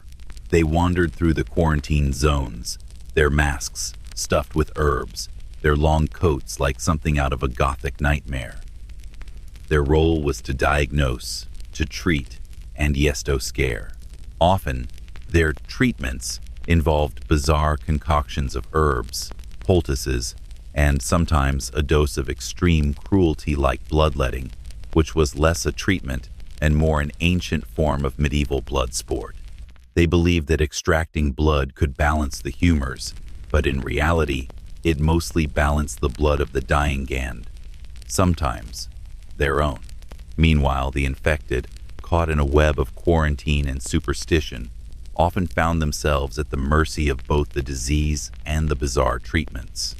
Some were kept alive through a mixture of hope and desperation, while others were left to decay in makeshift hospitals that looked like scenes from a nightmare dimly lit, filled with the smell of decay and haunted by the distant echoes of mournful prayers. The quarantine was a strange liminal space, in neither fully hospital nor prison, but a grotesque hybrid where survival hinged on superstition, luck, and the willingness to accept the oddest of remedies. And so, in this murky landscape of fear and misunderstanding, the art of avoiding and sometimes unwittingly spreading the plague became an elaborate game of hide-and-seek with death. People tried to stay safe, but sometimes the very measures meant to protect them turned into silent carriers of infection rats, slipping through cracks in the quarantine walls, fleas hitching rides on clothing, and the careless transmission of germs that even the most diligent guards could not see. It was a game of shadows, with death lurking just outside your line of sight, waiting for you to slip up, to breathe too deeply, or to trust a doctor whose remedies were more about superstition than science. In the end, the quarantine quirks of the past reveal a world where science was still a whisper in the shadows, and superstition reigned supreme. It was an era where the line between health and horror was razor thin, and survival depended as much on luck, superstition, and the bizarre rituals of a society desperately trying to tame a relentless, invisible enemy. Because in those days, avoiding the plague was less about understanding the microbes and more about dancing with the chaos, sometimes gracefully, sometimes grotesquely, but always with a healthy dose of bewilderment. Imagine waking up in a dimly lit chamber, the faint scent of damp stone mingling with something more pungent, perhaps the lingering aroma of last night's candle wax, and the faint, unidentifiable whiff of unwashed linen. Your day begins not with a splash of luxury, but with the harsh reality that in the world of the medieval plague doctorer, any humble peasant cleanliness is less about comfort and more about superstition, necessity, or sheer stubbornness. The notion of a cozy, bubbling bathtub, that's a fairy tale for the rich, a shimmering mirage hovering just out of reach for the majority. Soap? Well, that's a story woven more from fear and ignorance than from hygiene science. You see, in the Middle Ages, bathing was a luxury reserved for the wealthy, those who could afford to indulge in the rare pleasure of warm water, scented oils, and a proper scrub. The rest of the population? They relied on a quick splash of cold water, or more often, none at all. The idea of plunging into a tub filled with warm, fragrant suds was a decadent indulgence, akin to lounging in a bathhouse in ancient Roman exotic, almost forbidden pleasure. For most medieval folk, cleanliness was a matter of practicality, not comfort. It was about avoiding the visible and the odorous, not about achieving some kind of personal zen. They knew deep down that dirt was dirty and smells were unpleasant. But the idea of soaking in a tub was considered suspect, more likely to invite disease than to prevent it. And soap? That's where the story gets even more peculiar. Soap, at least. The soap you'd recognize today was a luxury, a rare commodity that took a back seat to superstition, religion, and a healthy dose of distrust. To understand why, you have to appreciate the medieval worldview. Cleanliness was a double-edged sword. While hygiene was vital for survival, it also had a dark reputation. Soap was thought to be a tool of vanity, a symbol of vanity itself, and perhaps worse, an agent of impurity. Some believed that soap could open the pores and invite spirits or demons to enter, or that washing could somehow wash away divine favor. There were even superstitions that soap made from certain ingredients could cause illness, or worse, attract the devil himself. So, if you were a peasant scraping together enough coins for a modest bar of soap, if you could find one at all, you'd probably do so with suspicion, as if you were buying a potion brewed by a witch, not a hygienic miracle. The wealthy, of course, had a different take. For them, soap was a sign of status, a fragrant, perfumed luxury that signaled wealth and sophistication. You might imagine a noble lady scrubbing her delicate hands with soap infused with rosewater and spices, while the peasant girl wiped her grime off with a rag soaked in vinegar or with nothing at all. The idea of lathering up in fragrant bubbles? That's a decadent fantasy for those with enough coin and leisure. For the rest, it was more about surviving the day, enduring the smell, and not being driven out of the village by the stench. But here's the twist. The medieval mind was often riddled with contradictions. Superstitions about cleanliness coexisted with pragmatic practices. People would scrub themselves with ashes, herbs, or vinegar substitutes for soap, believing these substances could ward off disease or purify the body. Sometimes, they used herbs thought to have healing properties, like rosemary or thyme, rubbing them vigorously over the skin, all while muttering prayers or charms. These rituals, bizarre as they seem, were rooted in the desperate hope that some magic, be it divine or herbal, could keep the plague at bay. After all, if soap and water were unreliable or feared, then herbal infusions and ritual cleansing became the medieval equivalent of modern hygiene, be it with a hefty dose of superstition and ritual magic. In many villages, the act of washing was a communal event, not a private affair. Imagine a communal bassina rough stone trough filled with cold water, often shared among neighbors, sometimes heated by the sun or a simple fire. The act of bathing was less about cleanliness and more about social cohesion or ritual purification. But it was also fraught with fears. What if the water was contaminated? What if the bathhouse was a hotbed of infection? To wash away dirt was to risk inviting illness. Or so superstition whispered. You might dip your hands into the communal basin, splash a little water on your face, and then hurriedly wipe away more out of fear than cleanliness. And so, daily hygiene, if it could be called, that became a delicate dance between necessity and fear. The plague, after all, was seen not just as a disease of the body, but as a punishment from divine forces, or as a curse unleashed by malevolent spirits. Cleanliness, then, was a double-edged sword. Too much washing might be seen as vanity, a sin. Too little, and you risk the wrath of God, or the spread of pestilence. It was a balancing act, a ritual of caution that often boiled down to simple, pragmatic measures. A quick wipe, a brush with herbs, or a ritual prayer to keep the spirits of disease at bay. Sometimes, people resorted to charms or talismans, believing that hanging a garlic bunch or burning herbs would ward off infection. In the end, the medieval approach to hygiene was less about health and more about survival, superstition, and social standing. The rich could afford the luxury of baths and scented soaps, turning hygiene into a ritual of status. The poor relied on rough cloths, herbal washes, or nothing at all, accepting the foul reality with stoic resignation. Soap, that modern marvel of cleanliness, remained a rare and mysterious substance, something to be coveted, feared, or dismissed, depending on your social station. Perhaps the peasants thought it was a tool of the devil, or maybe they just thought it was a luxury for the vain. And so, as you drift into the quiet shadows of this bygone era, remember that the daily hygiene routines of medieval plague doctors and peasants were less a matter of health and more a complex tapestry of superstition, practicality, and social stratification.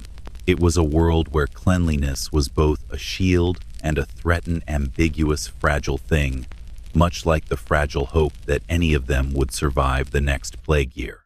The smell of unwashed bodies, the suspicion cast on soap, the communal basins, these aren't just details from a long-lost world. They're a window into a mindset that balanced precariously between fear and necessity, where hygiene was less about health and more about navigating a world filled with invisible dangers lurking behind every splash of water, every sprig of herbs, and every ritual prayer whispered in the dark. Imagine yourself waking up at dawn, the faint glow of a gray sky slipping through tiny, grime-streaked windows, casting a dull, flickering light over the wooden planks and stone walls that form your humble abode, or at least what passes for one in the shadowed corners of medieval Europe. The air is thick with a peculiar mixture of smells: stale sweat, damp earth, and that unmistakable scent of something unidentifiable, perhaps a dead rat or a lingering potion gone wrong. It's a smell that has seeped into your bones, a reminder that cleanliness, like many other luxuries, is a fleeting fantasy, more of a prayer whispered in the dark than a daily reality. In this murky corner of history, faith and superstition are as intertwined as the threads in a well-worn tapestry. They form the invisible fabric of everyday life, woven with the delicate but firm certainty that divine power, combined with a dash of magic and a sprinkle of fear, can keep the worst of the world's horrors, like the Black Death, at bay. Or so they say. Because during these times, when death lurks behind every door and pestilence is as common as bad bread, people cling desperately to anything that offers a shred of control or illusion thereof. Enter the plague doctor's perfumio. Yes, the infamous beak mask is not just a fashion statement or a grotesque badge of office. It's also a floating bottle of medieval mysticism, a potion of hope, superstition, and pure superstition. You see, the doctors, those somber men in black with their bird-like masks, believed that the scent of herbs and spices could ward off the foulest of airs.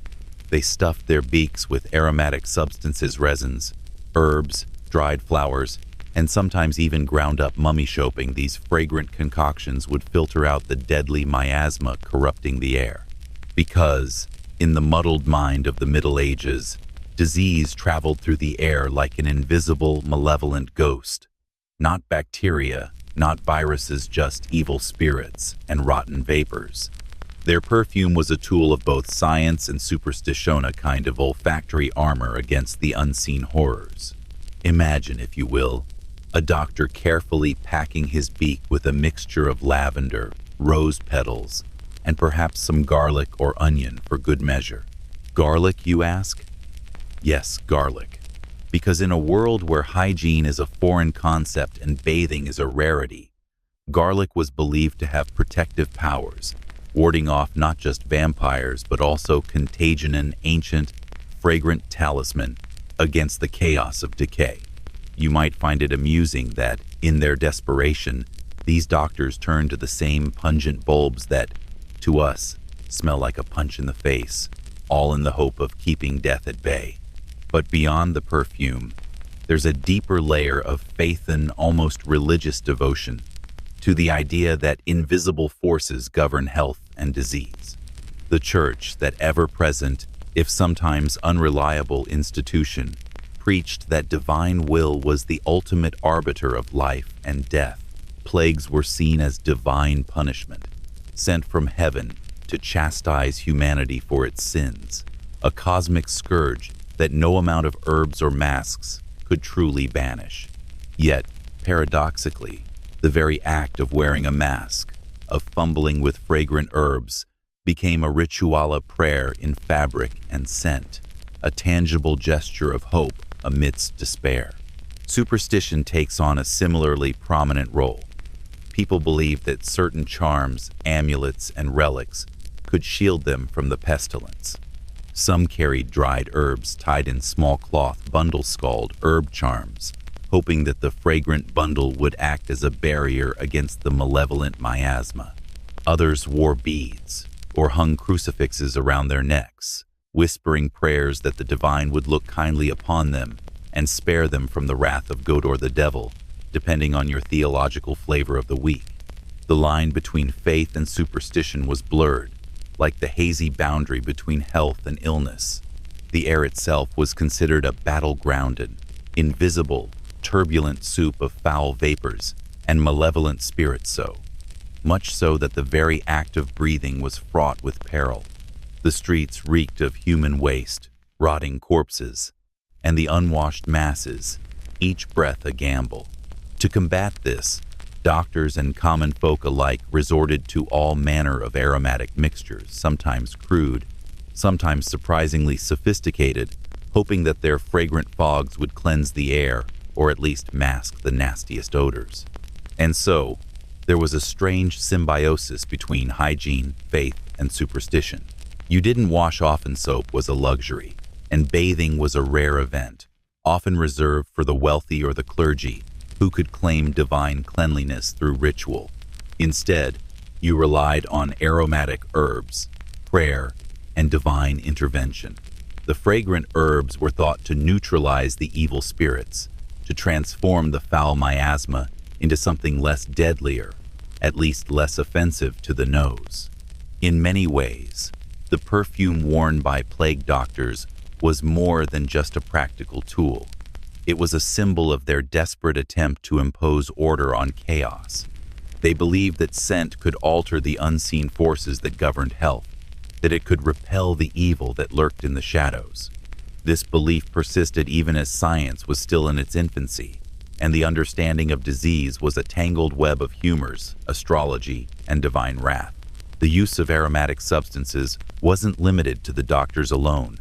Townspeople carried their own little sachets of herbs and spices, like tiny talismans against the invisible enemy. They rubbed or sniffed these at the first sign of illness, hoping to ward off the plague with a whiff of something divine or at least smellable. Sometimes they'd burn herbs in their homes, turning their humble abodes into fragrant sanctuaries amidst the chaos. The smell of burning herbs, combined with the stench of rotting waste and human despair, created an olfactory landscape that was as complex and layered as the social fabric itself. But perhaps most fascinating is how this reliance on scent reveals the deep human need for control in the face of incomprehensible horror. When faced with death so relentless and indiscriminate, people clung to rituals, be they religious, superstitious, or simply fragrant. The perfume of the plague doctor's mask became a symbol of their hope, their faith that somehow, through prayer, herbs, and a little bit of superstition, they could stave off the inevitable even, if only for a little while longer. And in this strange, scented world, the boundary between science and superstition was as porous as a sieve. The doctors, with their beak masks filled with fragrant herbs, looked like strange avian prophets, part healer, part mystic, part carnival performer. They moved through the streets like floating, fragrant specter shapeful in their rituals, terrified beneath their masks, clutching their herbs as if they could somehow breathe away the darkness. So whether you believe in divine will, the power of herbs, or just the placebo effect, one thing is certain. In the age of the plague, faith, fear, and the pungent scent of desperation intertwined in a complex dance, each one feeding the other, each one a fragile thread holding together a society teetering on the edge of chaos. Because in the end, when death is lurking behind every shadow, every whisper of hope is infused with the faint, lingering aroma of a prayer, a superstition, or a fragrant masculine olfactory testament to humanity's relentless, desperate need to cling to something, anything, that might keep the darkness at bay.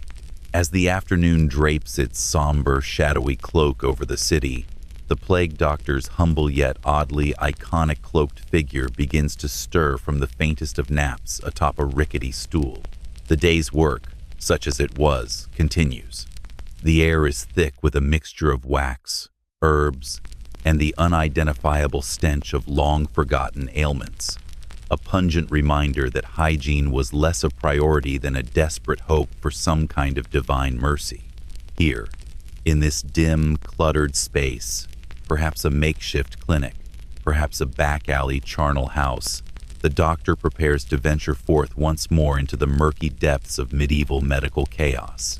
Your journey through the afternoon consultations begins with a peculiar art diagnosing by stench. Yes, stench. Imagine that. Centuries before germ theory, before the understanding that tiny, invisible killers lurk in every droplet and dust particle, medieval physicians relied heavily on their noses. Their noses, which, by the way, had become quite seasoned at sniffing out disease, sometimes literally by inhaling the foul mixture of human misery and rot. The plague doctor's mask, with its iconic beak, wasn't just a fashion statement. It was a sophisticated, if primitive, filter system, filled with aromatic herbs, spices, and dried flower. Lavender, mint, rose. These were intended to mask the worst of the sickness, smell, but also to trap some of the airborne miasmas that the doctors believed caused the plague. Picture it. A cramped chamber filled with the smell of burnt herbs, the tang of dried rose petals, and the sickly sweetness of decay. The doctor leans close to a patient, whose breath smells like a bargain bin of rotten apples and spoiled cheesy bouquet of death, really. But to the doctor, a vital clue. The patient's cough echoes in the tight space, an ominous cough that sounds like the last gasp of a drowning fish. The doctor's nose twitches, detecting signs of infection, fever, or perhaps the faint trace of a humoral imbalance, which was the medieval answer to most ailments: an imbalance of blood, phlegm, black bile, or yellow bile. While modern medicine might scoff at such methods, for medieval physicians, it was the height of scientific inquiry and olfactory detective work that required patience and a keen sense of smell. Sometimes they'd hold a piece of cloth under a patient's mouth, then sniff it for clues. A foul smell? Likely infection. A sweetish odor? perhaps a sign of internal decay or the presence of certain humors out of balance. It was a crude but surprisingly nuanced system if you knew what to look for, or rather what to smell for. Yet, if the smell was a key, it was only part of the picture. The doctor would then proceed to examine the patient's external sign spale or flushed skin, swelling, pustules, or the telltale bubastos grotesque, swollen lymph nodes that look like grapes hanging from the groin or armpits, each one a little pocket of despair. The buboes, often hot and tender, were the hallmark of bubonic plague, and their presence sealed the patient's fate with a certain grim certainty. The doctor might press gently, trying to gauge the swelling size and tenderness, all while avoiding the patient's frantic flailing or the contagious sweat that dripped like syrup from their brow. But diagnosis was more than just smell and sight. It was also a matter of intuition, superstition, and, sometimes, sheer guesswork. They might ask about the patient's recent movements, their diet, or the last time they cleaned their rat-infested granary. Medieval doctors believed that the disease could be contracted through bad air, or miasma, which was thought to emanate from a combination of filth, corruption, and divine punishment. So whether you were a peasant or a noble, cleanliness was less about sanitation and more about appeasing the heavens, sir, at least, so they claimed. Now, in this afternoon ritual, the doctor doesn't just diagnose, he also begins to treat, though treat is perhaps a generous term. Medieval medicine often veered into the realm of hope, superstition, and ritual. The first step might be bloodletting, a practice as brutal as it sounds. The doctor might bleed the patient with a leech or a lancet, believing that removing bad humors would restore balance. Imagine the patient, weak from fever, watching helplessly as a slimy leech attaches itself, suckling away like a tiny parasitic vampire. Or, worse yet, a scarlet stream from a cut designed to release ill humor stirring into a slow trickle of blood that did little but drain hope. Sometimes, the doctor would prescribe potions, pungent concoctions of herbs, animal parts, and, in some cases, downright bizarre ingredients. Snake venom, powdered unicorn horn, crushed gemstones. Nothing was too outlandish if it promised salvation. These medicines, often more ritualistic than effective, aimed to balance the humors, restore the spirits, or simply scare the illness away with their pungent presence. Hope, however, was a stubborn thing. Amidst the bloodletting and herbal fumes, the doctor would invoke divine intervention. Prayers, relics, or holy water might be sprinkled over the patient, as if a blessing alone could ward off the invisible killers. Sometimes, the doctor would carry a crucifix or a relic in his pocket, whispering incantations that sounded more like Latin gibberish to modern ears. Because in an age where science was still a distant dream, faith was the ultimate cure. It was the invisible armor against the microscopic menace, the spiritual shield that no plague mask or herbal sachet could fully replace. As the hours ticked by, the doctor moved from patient to patient, each one more desperate, each one more resigned to their fate. The process was painstaking, often a balancing act between hope and despair. Some patients were given herbs to cool their fever or to strengthen their weakened spirits, while others received poultices of crushed herbs and animal fats, slathered onto pustules or wrapped around swollen limbs. The poultices, warm and sticky, looked like something pulled from a witch's cauldron, more ritual than medicine, but sometimes providing a brief moment of relief or comfort. Throughout these consultations, the doctor remained a calm, if somewhat weary, figure and arbiter of chaos, in a world that had long since abandoned the idea that germs could be fought with cleanliness alone.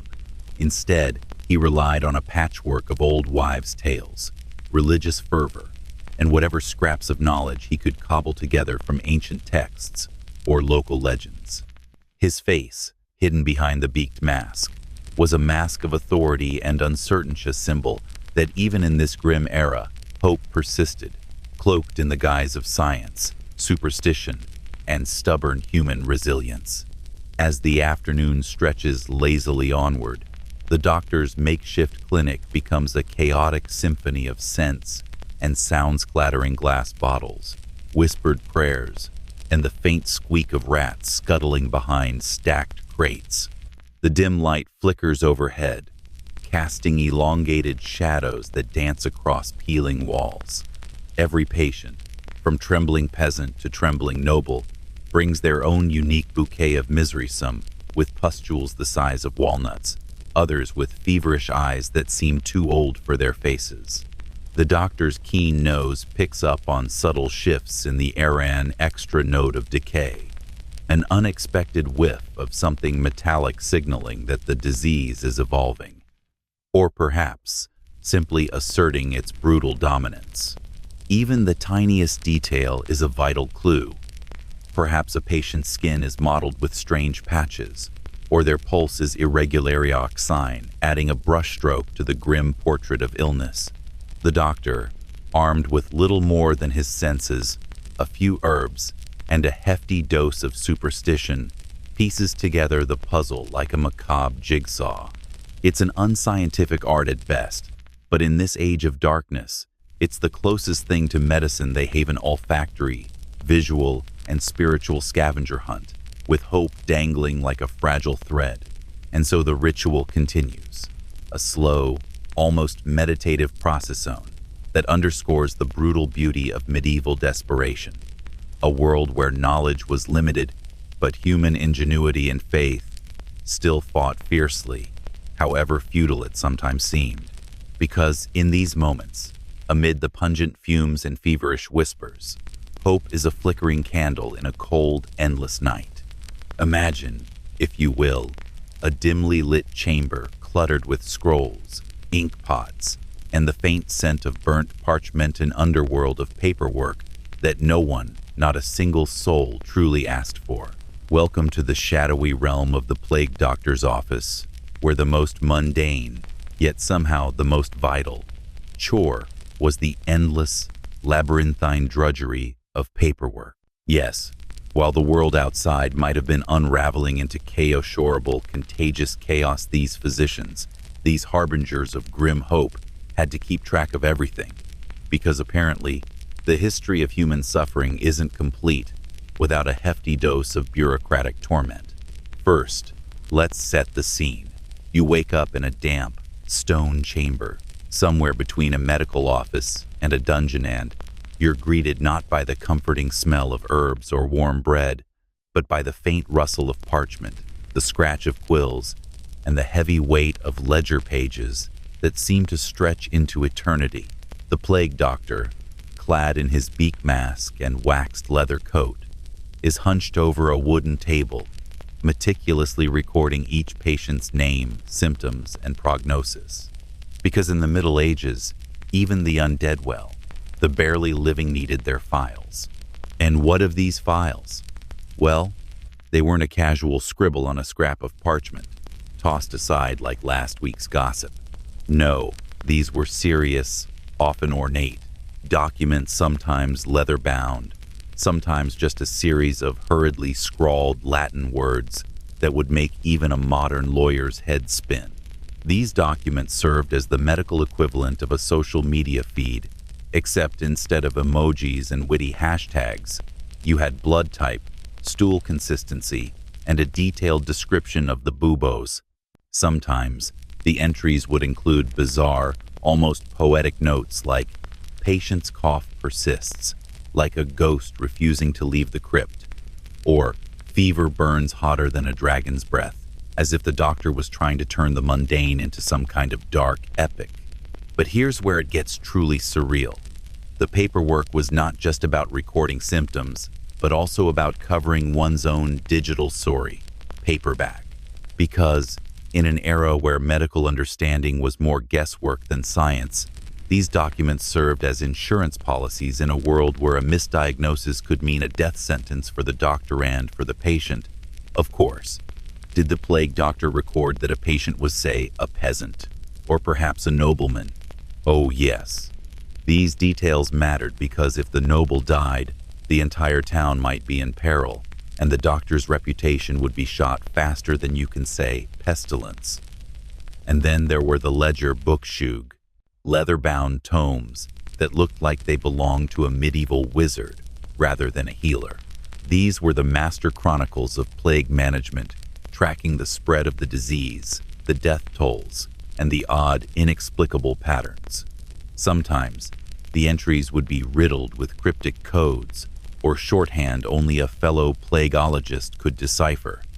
Was that a note about a suspicious increase in rat sightings? Or perhaps a sudden surge in the number of patients with blackened extremities?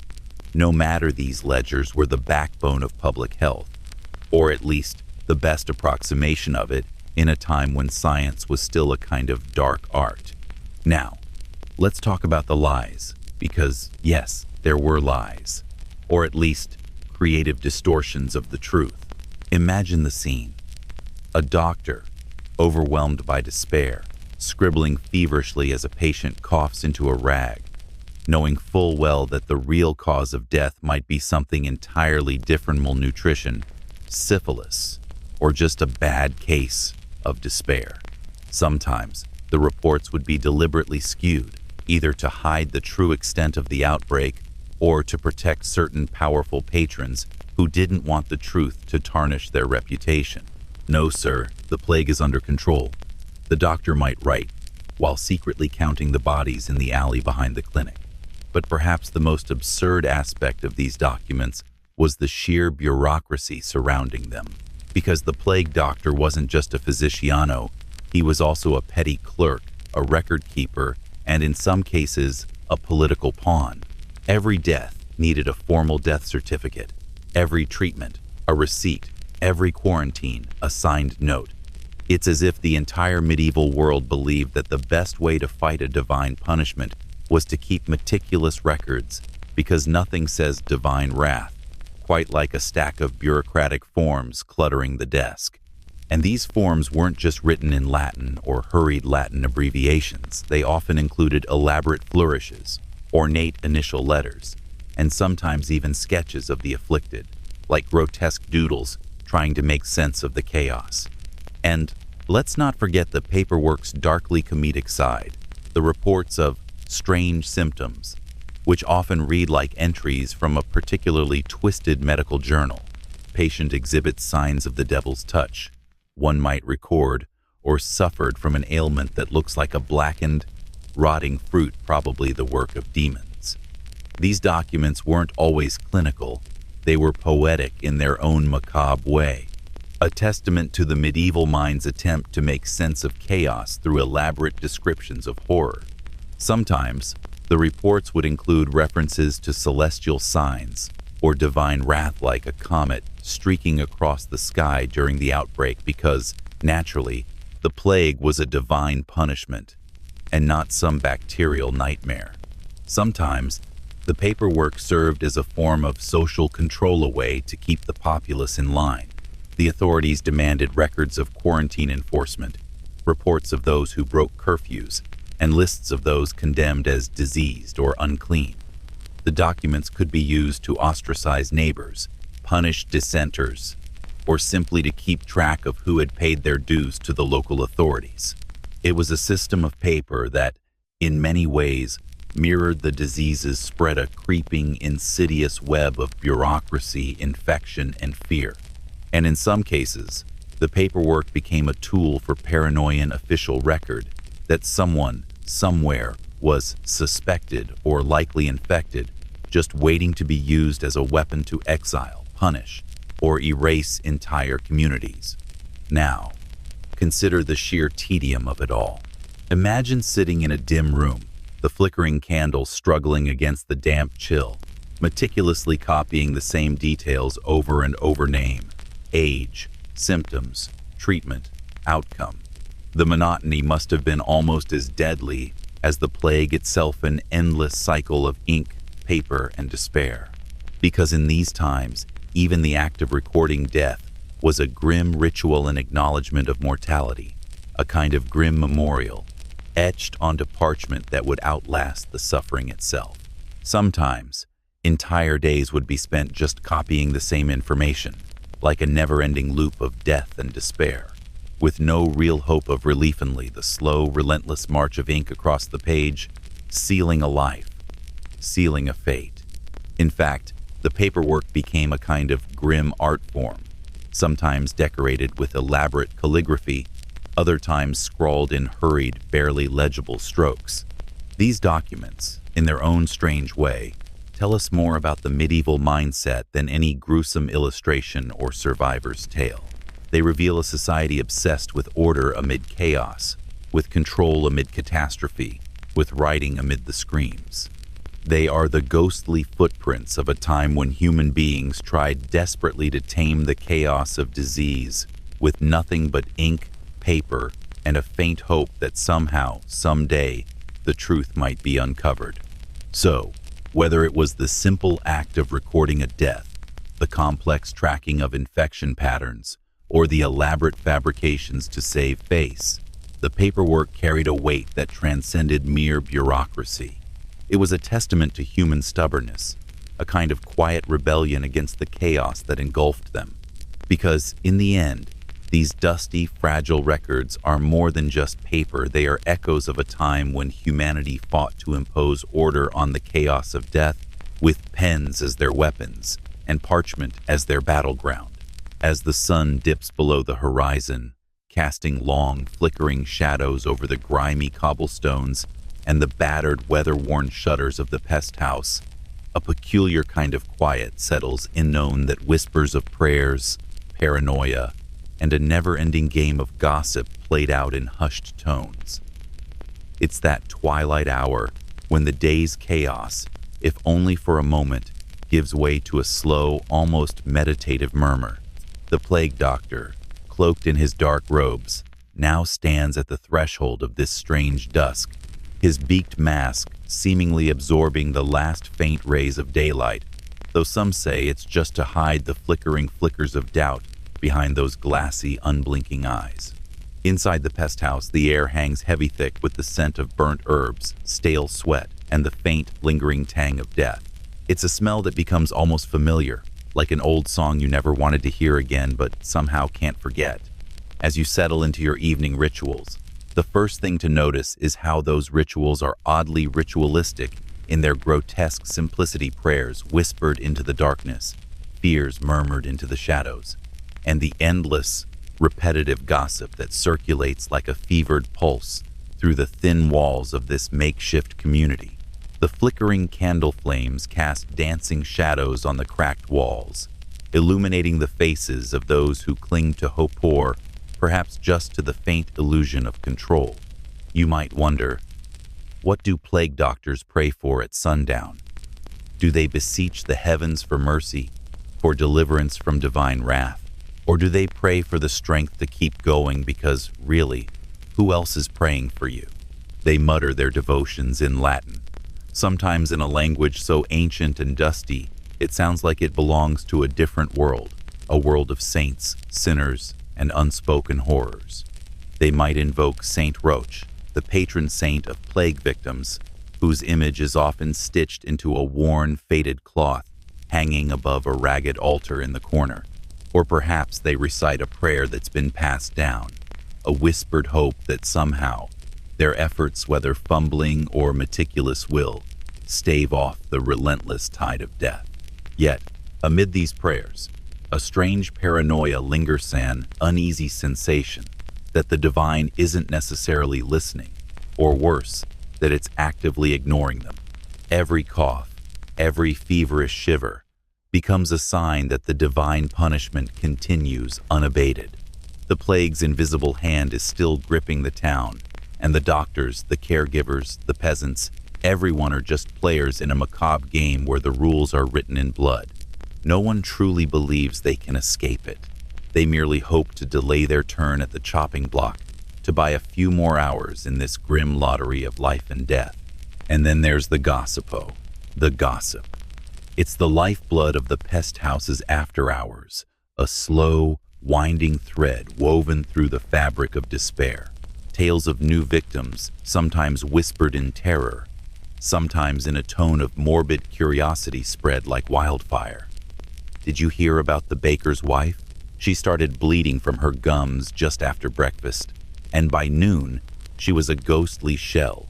Or the wealthy merchant Sonhei vanished overnight, only to be found dead in his bed, eyes wide open in silent shock. The gossip is a kind of social glue, binding the frightened souls together, providing a fleeting sense of community amid the chaos. It's as if human nature, in its infinite resilience, refuses to surrender to silence or despair, a stubborn refusal to let death be the only storyteller. It's curious how these stories, these whispers of the dead, become almost ritualistic in their own right. They serve as grim bedtime stories for the living, a reminder that death is not just inevitable but constantly lurking, waiting to pounce. The gossip often takes on a life of its own, twisting facts into legends, exaggerations into truths. Perhaps the baker's wife's blood was just a bad bruise, or maybe she truly was cursed by some vengeful spirit. Who can say? In a place where science is still a fledgling concept and superstition rules with an iron fist, truth becomes malleable. Whatever keeps the fear alive, whatever sustains the collective paranoia, is accepted. Sometimes, the tales grow more elaborate testries of ghostly figures seen lurking in the shadows, of spectral figures whispering warnings in the dead of night, or of strange, glowing spots on the walls that flicker like dying embers, believed to be the eyes of unseen spirits watching. As night deepens, the pest house becomes a theater of whispered confessions and quiet prayers. The doctors, cloaked in their dark robes, move like shadows, sometimes checking on the sick, sometimes simply listening for the faintest cough or the softest cry. Their masks hide their expressions, but you can imagine the flicker of doubt behind those glass eyes. Are they praying in their own way? Are they pleading for divine intervention? Or merely bargaining with the dark, hoping that their sterile, fumbling treatments will somehow tip the scales in their favor? Perhaps they secretly wonder if their prayers are just as futile as the patient's whispered hopes, or if the divine truly has turned its face away, leaving them to battle the unseen enemy with little more than herb-infused poultices and vague superstitions. In the corners, perhaps, a few patients or caregivers share tale stories of miraculous recoveries, stories of cursed towns, or legends of plague-infested spirits haunting the alleyways. These stories are often spun in a mixture of hope and despair, a way to make sense of a senseless catastrophe. Maybe a neighbor claims that a particular herb, burned just at sunset, kept the worst at bay. Maybe another swears that a strange, glowing apparition appeared in the window of a dying patient. Proof, perhaps, that some divine force is watching, even if it's only to mock.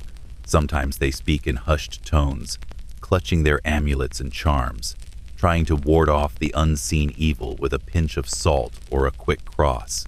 Because in a world where the unseen is king, every little ritual, every whispered prayer becomes a fragile shield, no matter how absurd it may seem to the rational mind.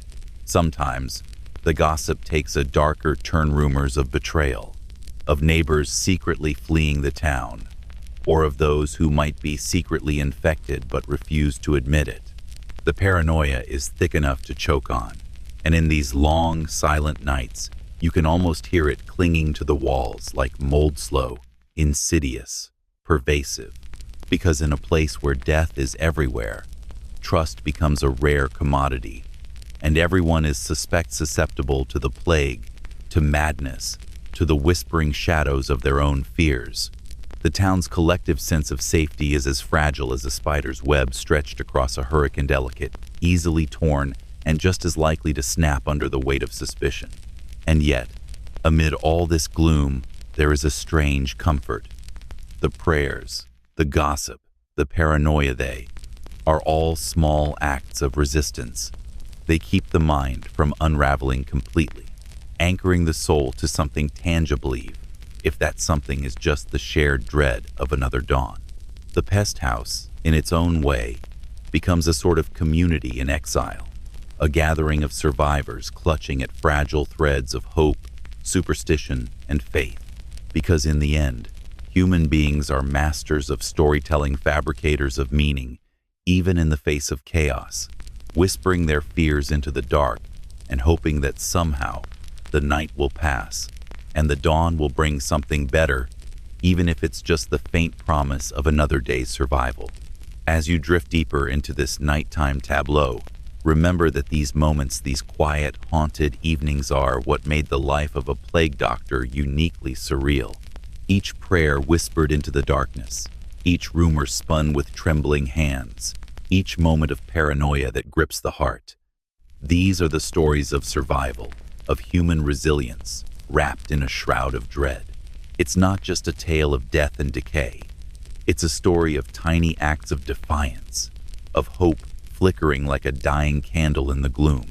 Because even in the shadow of the Black Death, humanity clings stubbornly, praying, gossiping, fearing, and whispering into the night, refusing to surrender completely to the darkness.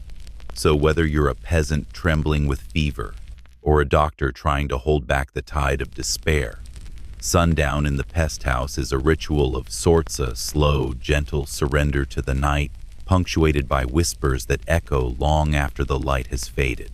And in those whispers, you find the strange, haunting beauty of human endurance, enduring testament to the fact that even in the darkest hours, the human spirit refuses to be extinguished.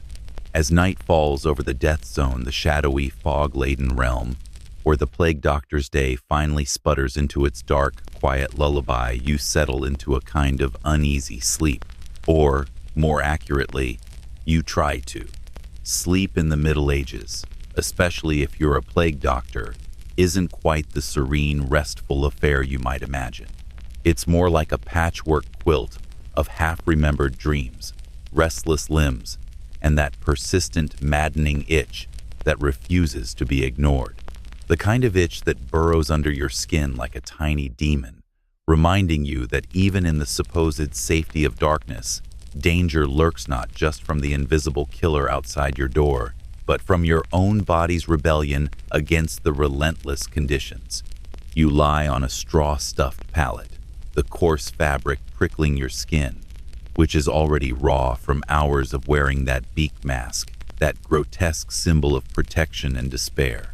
No memory of luxury, no soft sheets or warm blankets, just rough, itchy hay, and the faint smell of mold and unwashed linen wafting in from the damp stone walls like a ghostly perfume. The flickering candlelight sputters, casting shadows that dance like specters on the ceiling, flickering, whispering, mocking you with their silent stories of plague-ridden days long past. These shadows seem to flicker with more than just candle flame. They carry the whispers of past horrors, of patients coughing their last breath, of rats scurrying in the dark, and of the unspoken dread that sleep might be a fleeting guest tonight.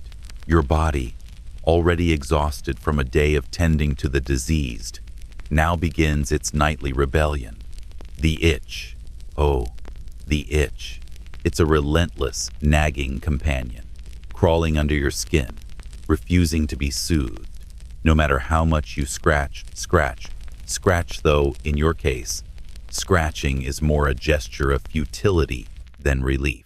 The skin under your plague doctor's gloves, once so meticulously protected, now feels like a battleground where your own nerves are the enemy.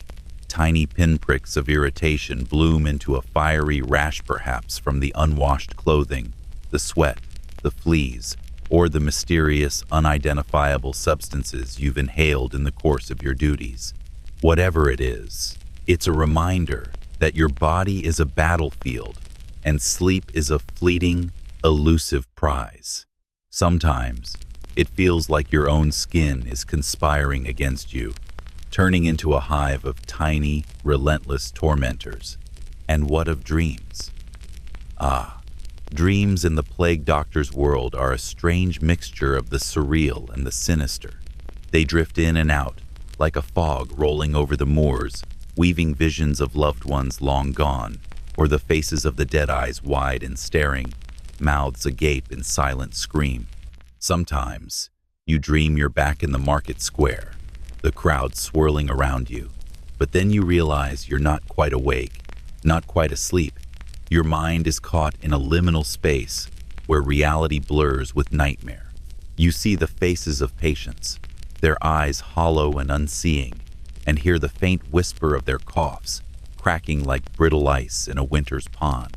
The dreams are a twisted tapestry visions of black rats skittering over your bedroll, the smell of death thick in the air, and the haunting sense that you are forever tethered to this fragile liminal space. Other times, dreams turn more bizarrian, absurd carnival of the grotesque. You see yourself walking through a cathedral of bones, the rib cages arching like Gothic arches, their hollow sockets staring down at you with hollowed-out mockery. The smell of decay hangs thickly in the air, and the bones seem to whisper secrets best left unheard. You might dream of the black rats with their beady eyes, crawling over your chest as you lie helpless, or of the strange, unearthly glow of the apothecary's vials, shimmering with sinister promise, each one a tantalizing yet terrifying mystery. Nightmares, perhaps. Or just the mind's way of processing the relentless trauma, the constant state of emergency that is everyday life for a plague doctor, an endless loop of suffering and death that leaves no room for peace, only fleeting moments of escape. But sleep, such as it is interrupted not just by visions or visions' cousins, those itchy, maddening sensations. No, the environment conspires against you. The dampness seeps into your bones, making your joints achy, a dull, persistent throb that pulses in time with your heartbeat, echoing like a drum of despair. The cold, unrelenting, seeps through your patched-up clothes, gnawing at your skin, keeping you perpetually on edge. Every rustle of the straw, every creak of the old wooden beams, sounds like a warning, a reminder that danger is never far away, even in your slumber. The darkness presses in like a heavy shroud, smothering what little comfort sleep might offer, leaving only the bitter taste of exhaustion. And then, there's the infamous itch, the one that never leaves, no matter how much you scratch or rub or desperately try to ignore it. It's a constant, gnawing, almost sentient presence, a tiny demon under your skin, whispering, "Scratch me." It's as if your body has become a host for an unending, itchy symphony of flea bites, bed bugs, or perhaps just the relentless dermatitis that comes from constant exposure to the foul environment. The skin, scarred and broken from years of exposure, refuses to heal, and each night it's a fresh battlefield of agony. You scratch until your nails bleed, only to find that tomorrow the itch returns more ferocious, more insistent. It's an unending cycle, a cruel reminder that peace is a fleeting illusion, that your own body is a prison of misery. Sometimes, in the quiet hours, you find yourself contemplating the strange, almost ritualistic nature of your existence. You're a figure of fear and fascination dressed in that beaked mask, wielding herbs and potions, trying to stave off death's icy grip. But beneath the mask, beneath the layers of fabric and cloth, you are fragile, vulnerable yet somehow resilient. And it's that resilience that keeps you awake through the night, battling the itch, battling the dreams, battling the creeping dread that tomorrow might bring yet another wave of death and suffering. You are caught in a relentless cycle. Sleep is a brief truce, a fragile peace shattered by the smallest of irritations, the faintest cough, or a shadow flickering just beyond the candle's reach. The good news? You're alive. The bad news? So are the fleas. The good news? You get to rest, even if it's fitful, in the shadows of mortality. The bad news? Your body's rebellion will continue, stitching itself together with itchy stitches of misery, and your dreams will dance between the surreal and the grotesque. Sleep is a fragile trucia, temporary peace struck between your weary body, your haunted mind, and the relentless, invisible enemy outside. It's a delicate dance of exhaustion and hope. Each night a gamble: will you slip into some semblance of rest, or will the itch, the nightmares, the cold, and the shadows conspire to keep you awake? There's an odd comfort, too, in that darkness. It cloaks the horrors, muffles the screams, and isolates you from the chaos of the day. It's a momentary retreat, a lull in the ongoing siege of survival. But that that damned itch reminds you that even in the dark, your body is a battleground, a living, breathing testament to the brutal resilience of the human spirit, or perhaps just a stubborn refusal to give in entirely. It whispers in the quiet, a tiny, insistent voice that refuses to be silenced, a reminder that in this endless night, suffering is the only constant. In this quiet, shadowed world, sleep is a fragile gift tone that teeters on the edge of chaos, much like the plagues themselves. It's a fleeting, fragile truce, punctuated by the whispers of rats, the flicker of candle flames, and the relentless, maddening itch that refuses to die. And as you drift into that hazy space between wakefulness and dreams, you realize, in the death zone, even sleep is a small act of rebellion, an act of defiance against the chaos, the sickness, and the darkness that threatens to swallow you whole.